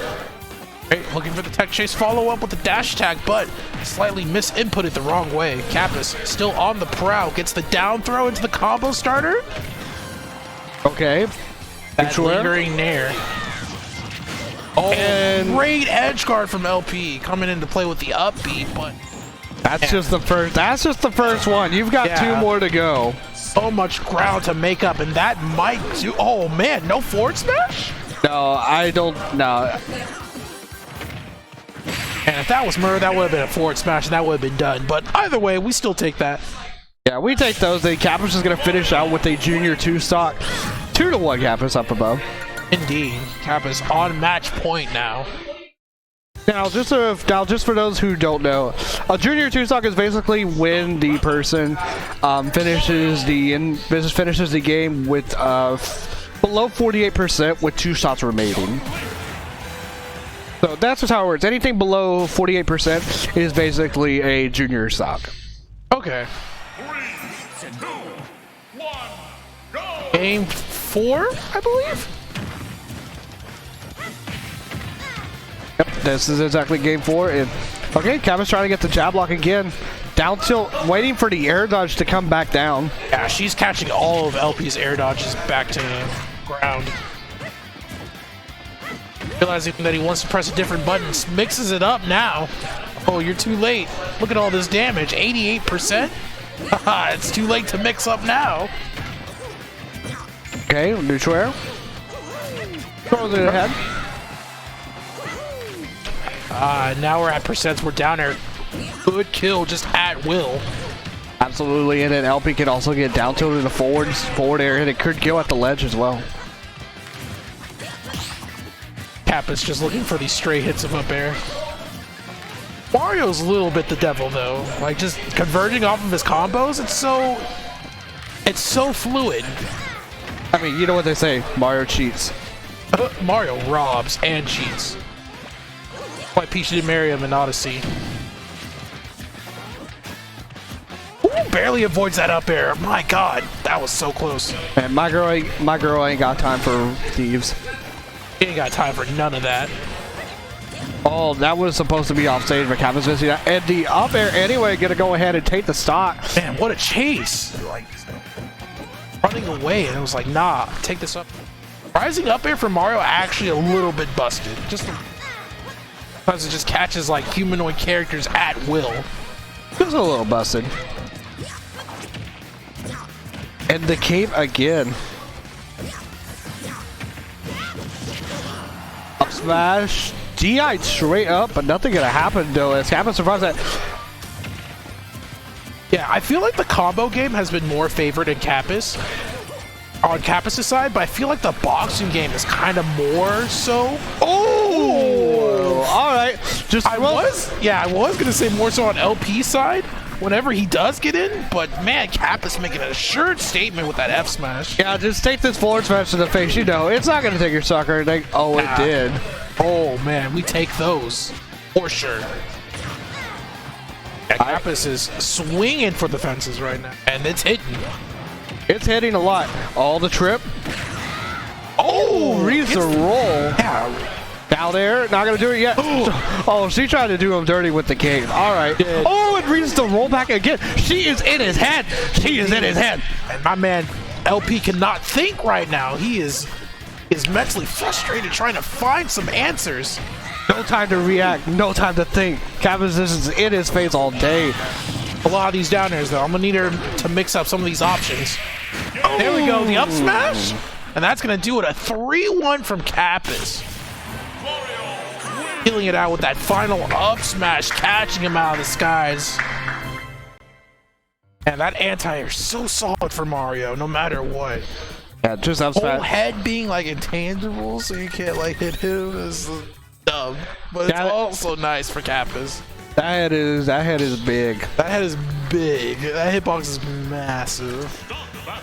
And you can spam it out there too. You can go to yeehaw all the way to home until it hits. Spot dodge that afterwards too. Spot dodge cancels that. Ugh. But anyway, we're gonna go to grand finals. We're gonna see the Denton Classic as usual. Kappa's versus Shama. Not all characters are created equal. No, for sure. But yeah, grand finals about to go underway. Kappa's versus Shama. Kappa's coming in from the loser side, trying to get the run back on Gem, I believe, in winners. Now here's my question though. Are we still gonna see the Toon Link? Because he does have a set to go. Yeah, we might. It depends. If he wants to go home early or not tonight. We already saw early on that his Toon Link had the upper hand on Kappa's very early on. Yeah, but I don't know what changes she's gonna make for the Toon Link to really matter now. So I'm more certain that we're going to see either the Mario or the Mega Man. I'm for sure we're gonna see the Mario because the Mario did work well, and it almost didn't work. It's just that Java made a very clutch comeback in that winner's final set, but the Mario was working. Work here in grand finals. We got the Toon Link coming out from Jamma. You're gonna staying see assured with that character. Toon Link actually getting some nice buffs in the recent patch. Like you said earlier on, the Zaire did get a noticeable improvement to it. Starting off getting these grab combos. Hey, you've seen many buff moves like that backer right there. No, okay, Canvas actually kept her jump. I thought she lost her jump right there. Oh man, she's taking damage though. Maybe she's not good. It's like that meme you see, like, this is fine. No, everything's not fine. Everything's not. Oh, everything's not fine. Oh, Mayday, Houston, we have a problem. Mayday. Someone get Banjo on the line. Uh-huh. Oh, all right, coming back aggressive. Oh my goodness, and Java is just playing this zoning game. It's working so well. The backer, up B. There's that combo I was just mentioning earlier right there, and that is a true combo. It's so crazy how we were seeing such a different pace playing against LP. This is a much different pace for Java in general. Like, you don't see Java like going for these combo games. You usually see Java playing a very patient, like, heavy punish game with Adult Link, because Adult Link has like a good punish game in comparison. But now you see him like going in, forcing Kappas to make decisions up close, because Toon Link has a lot of options up close in comparison to Mario. I do agree with that. I think Toon Link definitely has a lot of options to box up close and really spit toe for toe against Mario. I think the biggest thing is really how well he can hit Mario out of the air with forward air and back air compared to like Young Link's air and Bear.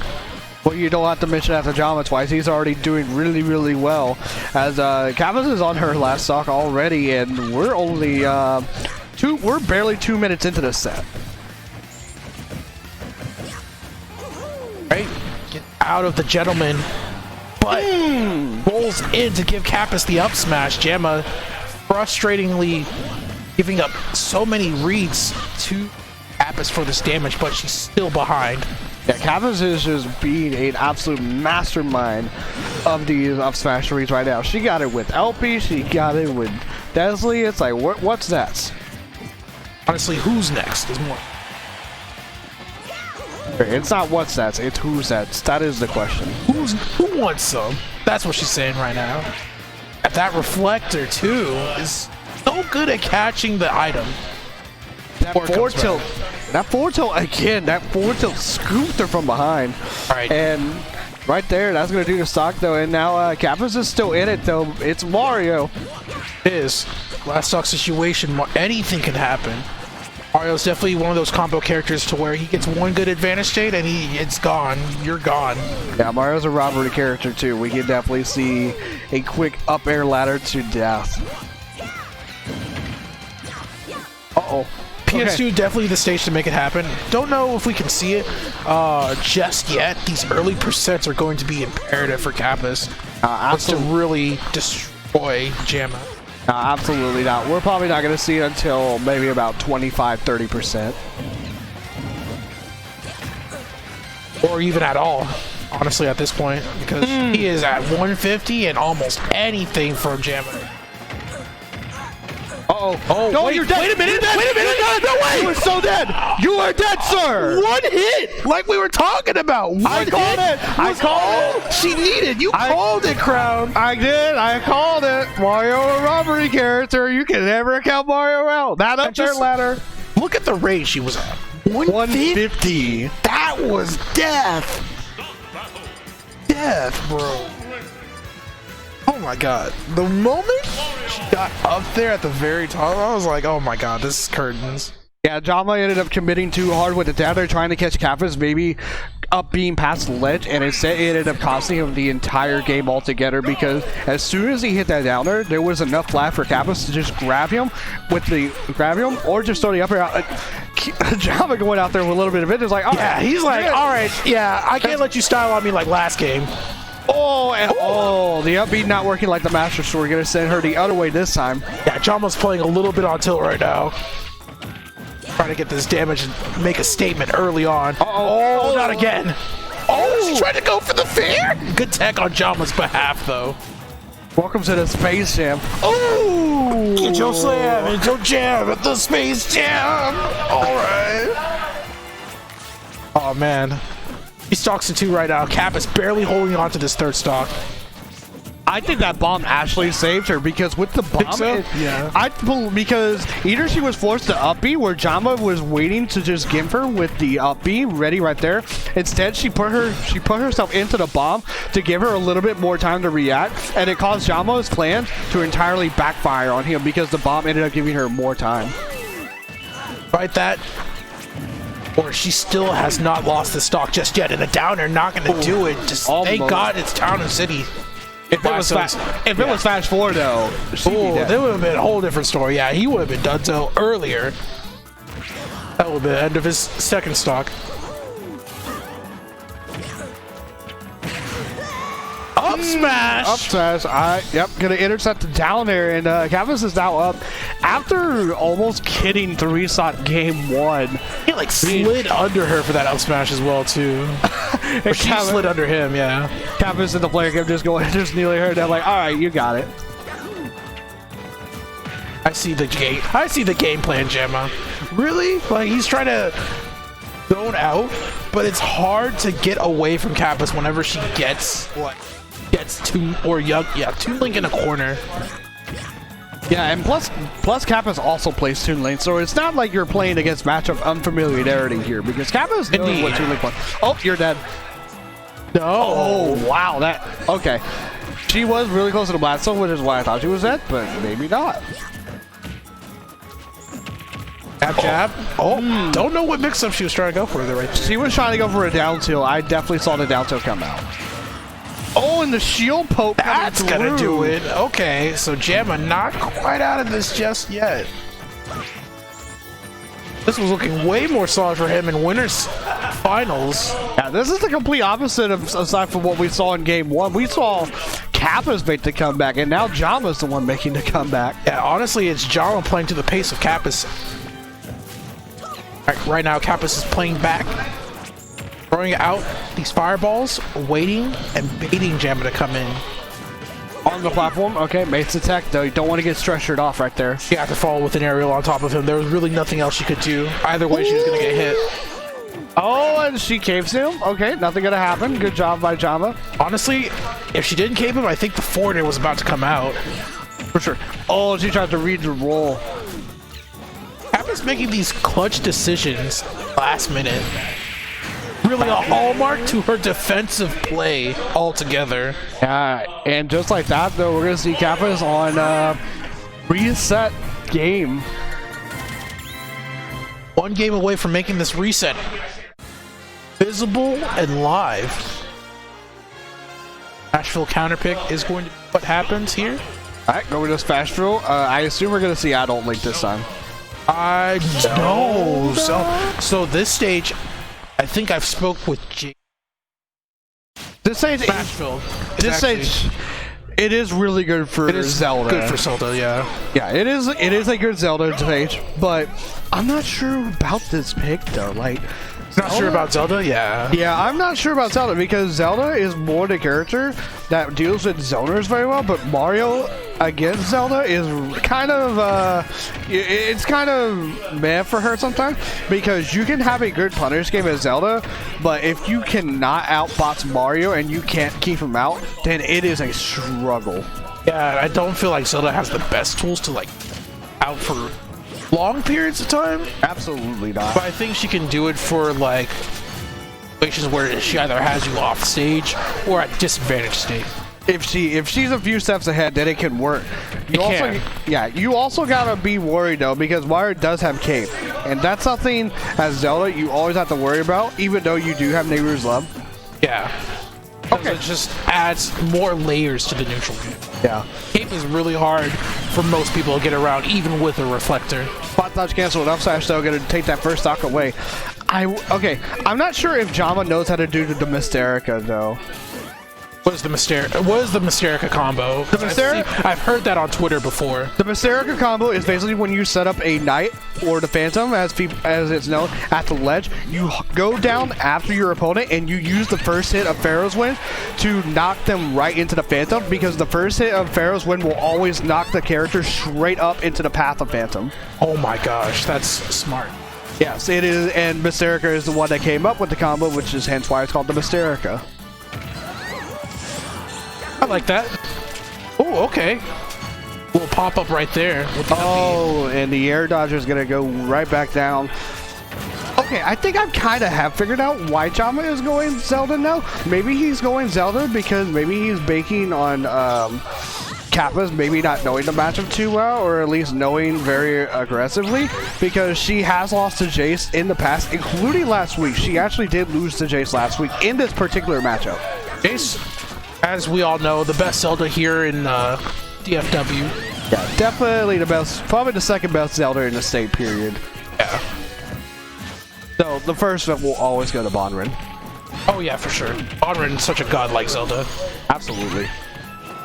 Oh, the force. And Mario, and right there, with the buff, that's one of the buffs that did not. That's the foreigner. No, Zelda's, she's alive. Zelda's making that back. Oh my goodness, bro! The reversal. The 2-frame with the Phantom, though. Oh my God, Jabba! How do you live a Mario foreigner and then reversal your girl Kappas like that? He went back in time and stopped Vince Carter from making the extreme dunk. Oh my God. But better yet, he went back in time to save Zelda in freaking Breath of the Wild. Oh, up smash though. Yeah, that up smash not gonna save you doing. Kappas is gonna reset the bracket 3-0. All right. Now that we got this reset out of the way, time for Gemma to get more serious here. Yeah, we're definitely gonna see the Adult Link come out. I would assume so. Anything else coming through? Yep. It's go time, baby. Now we're getting the color switch for Kappas as well, too. So you know they're both getting serious now, fired up and ready to go. All right, here we go. The reset of Grand Finals. Grand Finals plus here at Redline. Got Link versus Mario happening on screen right now. This is going to be a little bit more weird for the matchup. Big Link compared to like Toon Link and Young Link, I feel like has a easier time boxing in the air against Mario in terms of like frame data, spacing, like sword disjoints and whatnot. But still, you're such heavy combo food for Mario, especially when you get touched once. Absolutely, yeah. But with Adult Link though, you don't really have to worry about getting hit too much, just as long as you can kill. And exactly. Adult Link absolutely has no worry about that. He's got plenty of killing options. Indeed. Oh, but that is if you don't roll into an up smash. How many times are you going to roll into up smash this set, Java? Yeah, he's been doing that a lot this set. I would love to see some adaptation, or at the very least just coming up with a different option coming back down the stage. Or maybe just, you know, not roll into a get up or just trying to jump instead. Love how Kappas is using the fireballs to contact the bomb and explode it early. Or Gemma gets a chance to use it as an edge guard, and good up smash to take the first stock. Yeah, good read by Jamba. This time Kappas is being the one caught rolling. It's like, hey, you catch me with the roll of my up smash? Well, you know what? I'm going to catch you with this one. Oh, she caught the double jump. All right, makes it back on the stage with the up B. Yeah, the hero spin going to make it back all the way, and Big Noggin, though, going to take that stock, though. All right, here we go. We got combos. Bread and butter Mario stuff happening right now. Ooh, tries to use the cape, but a little too early, though. Yeah, this time Java is ready, though, for the boomerang. Earlier percents up throw is going to be so much more important to use instead of down throw. Oh, that's going to be a punish. That is a hard punish. I don't think he has a jump. No jump, and the bomb is gone. Oh, barely missed the F smash. I thought we were going to see the cape. Oh, you thought? Yeah, I thought we were going to see the cape as well. Oh, that actually, I did not expect that. We probably should have seen the cape more than anything. Yeah, I definitely should have. I definitely would have seen the cape coming because it's like Java's in free fall now. After you hit him with the flood, hit him with the cape, reverse, you're gone. Oh, the fair off of the boomerang. True. Speaking of bread and butter stuff, bread and butter. Oh, That's a regrab if I've ever seen one in my life. yeah. Not much Capers could do there except for at least try to fake out Jama, but the mix-up didn't work well that time as Jama read everything about it. And Jama will always catch those. Kappa's not too far behind her. She can get this stock off. She'd be in a good spot, and as I say that, we speak it into existence.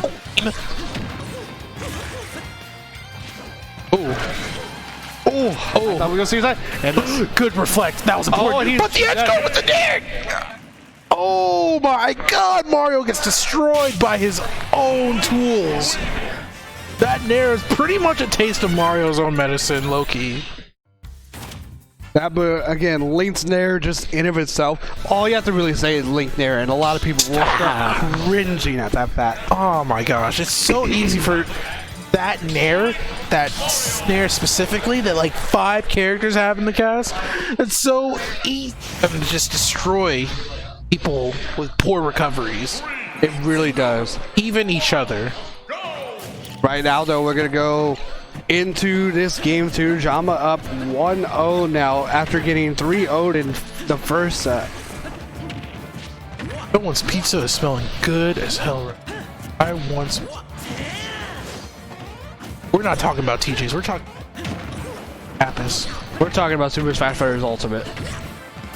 Right now, Kappa's down tilt's waited just to get in.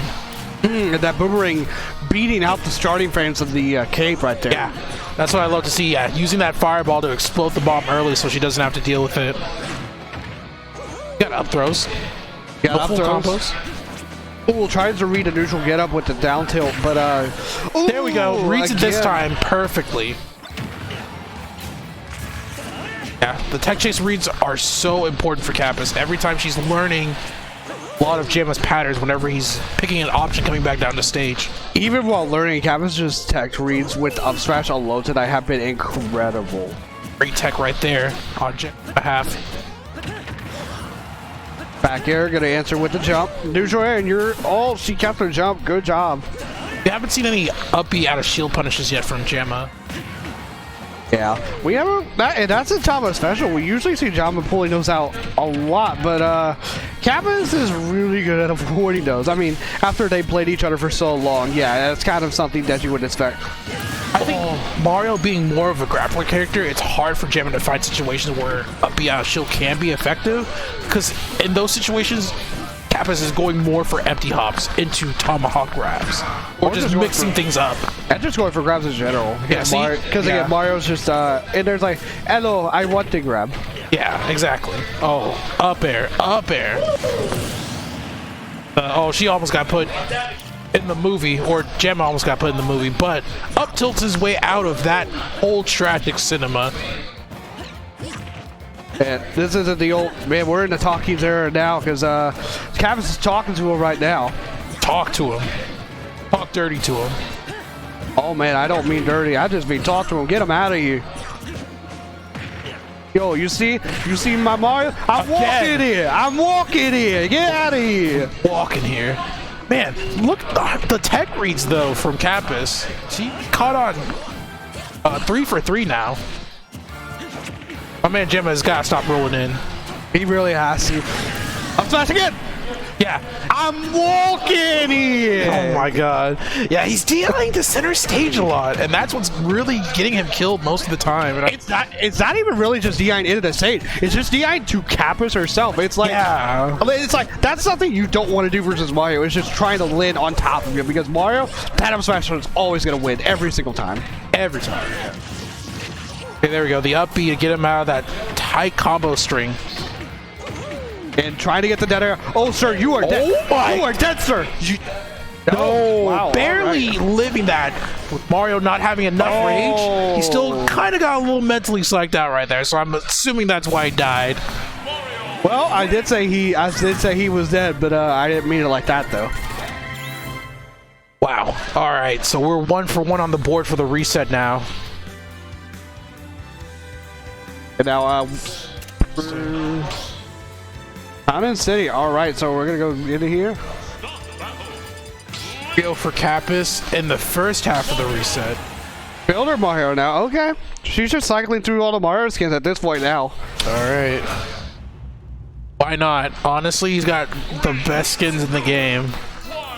I'm still mad that Peach didn't get her Odyssey wedding dress, but Mario got his Odyssey suit. They just put so much love into Mario for this game. Like, he got so many cool skins, and everyone else is just like, nah. Sir, stop rolling in. Did you not learn that she is walking here? How many times do we gotta tell you? Damn, I ain't from Brooklyn. You don't know better. That's the problem. Yeah, stop walking in here. I got my up smash. That's more like it. That sounds like more Texas. Oh my gosh. Relatively even percents too right now. Oh, that's going to be a huge punish. But not death yet, but very close. There we go. Back air. Trading right there. Not killing either just yet. Trying to answer to there before it comes out. Pretty good option select by Kappas, but Java's going to beat it out first. Yeah. Mario having such stubby aerials, I can see how Gemma can trade or win in the air battle more times than not. That fair is such a great hitbox to catch Mario, and so is that up tilt to catch him out of the skies. Yeah, meaty up tilt right there. No flashy bomb moves for us tonight. I don't think Gemma has those down just yet. Yeah, not yet. Well, he's not working like Meek yet. Still got that combo game though. He's still a threat. Rolling again. Rolling. Oh man, that's gonna be a habit Gemma's gonna have to look at whenever he goes back and watch the VODs. Yeah, he's gonna go back and watch these VODs like, man, I got caught rolling in so many times. In percents though, they've been going relatively even this reset. Oh, but reading this 5 times with that forward slash is 71% on Kappas right now. I love the adaptation back and forth between these. Just like that! The 2 fireballs, and that's gonna take the stock. What a great lead for Kappas. That was huge just to give her the momentum swing. She walks right into an up B. That's the first up B I think that's hitting the entire set so far. Honestly. Trying to get some advantage take going. I'm walking in! Bro, get out of here! That's like the 5th time now, Gemma. I'm gonna need you to mix it up. Please stop rolling in. Kappas is ready for it every time. I get it. You want to put yourself in the best position possible. Oh, good edge guard. I like that. That's a good position right there. But that's the time. See, that's the time when you need to do it, not when you're on stage having to land against Kappas. Yeah, Kappas is just ready every single time. Kappas has just been calling him out on these roll-ins every time. And they're having to mix up how he's going to really approach neutral. Oh, the bomb saved her! I'm so mad! That was his game! The bomb saved her! If she wins off of that... Oh my goodness. If she wins off of this, I'm going to be a little bit You've got to be peeved. kidding me. You have got to be absolutely kidding me. Oh my god. She was dead, but the bomb saved her. The bomb saved her! What? Oh my god. If you're Gemma, you gotta be feeling that a little bit. Yeah, you gotta be feeling that. Oh my goodness.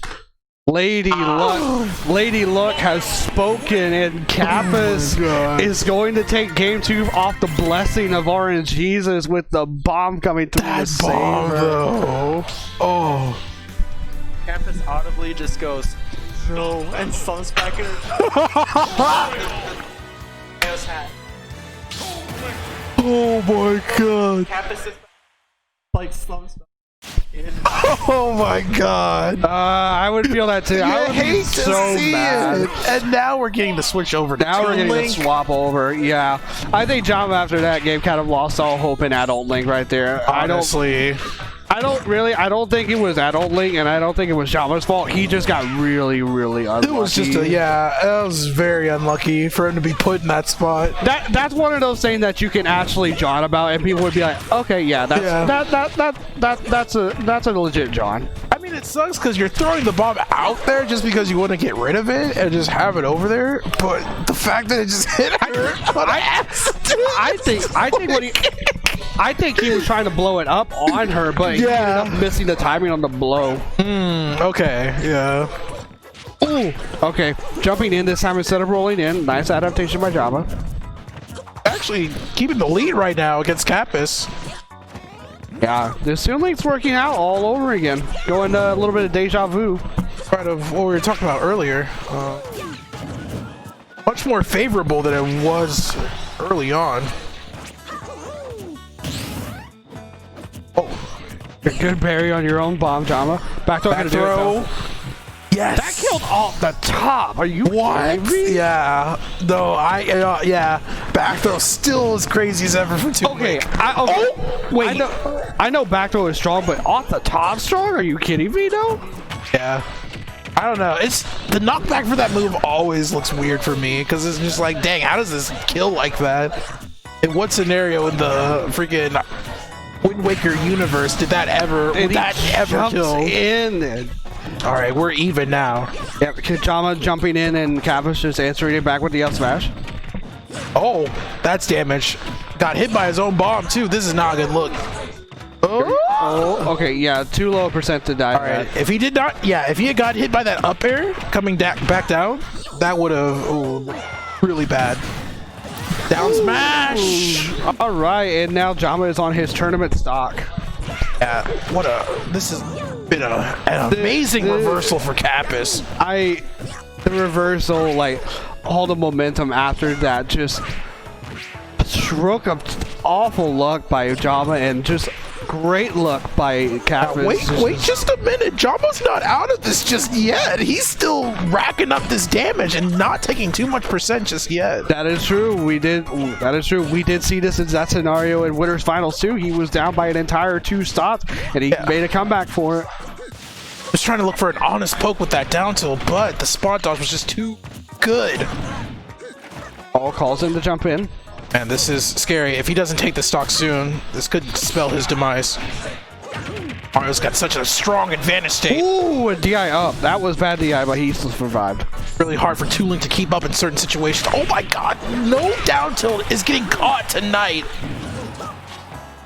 Oh, that looked like it should have been an up air.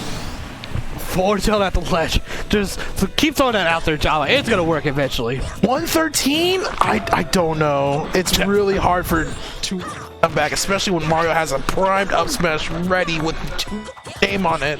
Just don't roll in. Just please don't roll in. Please? No! And just like that, I hate to see it go out like that, but it was a close. Oh man. Kappas wins. Close call. Yeah. Red Line Ultimate 161. Over in Java, in probably one of the luckiest ways I think you could ever see. Still, that bomb had me tripped up, man. I think it had thinking all about of that. Us tripped up. Yeah, that's something that like you're gonna look at in like Yeet Smash is like top 10 most unluckiest things ever, or top 10 10 anime betrayals in Smash. Yeah, that's what that situation looked like to me. That was a betrayal I've ever seen one. You hate to see it go down like that, but that sometimes happens to Links. Yeah, that happens a lot. So it's the nature of item characters. Sometimes items work again. Yep. But that will do it for Redline tonight. Thank you guys so much for tuning in. Let's go! Let's go, Cal! Oh man, the most wizard TO stuff I've heard. Hell yeah, let's go, Cal. Alright, wizard is TO shit. Alright, but yeah, that is going to do it for Redline this week. Thank you guys once again for tuning in. Yeah, we have some great pot bonuses for you guys this week. $200 this Sunday for what's happening Sunday? Plus Ultra? This weekend? Oh, okay. Plus Ultra. Plus Ultra Expo. Gotcha. Yeah, Plus Ultra Expo happening this weekend. $200 pot bonus. You guys need to be there. I will be there. Plano Event Center. So, you guys tune in for that. Is that? Yeah. That is this Sunday. But I will be there because Sunday is my birthday as well. So happy birthday. Yes. Happy birthday, girl. Let's go. All right. Turn into Big 22. Big 22. Oh, man. The young years. All right. But I'm an old man. I'm not going to reminisce right now. We're going to go ahead and get out of here tonight. So thank you guys for tuning in. Much appreciated. And tune into Odyssey this Friday because I'll be there as well. As always. Indeed. We're going to go ahead and get out of here. Catch you guys later. Peace out.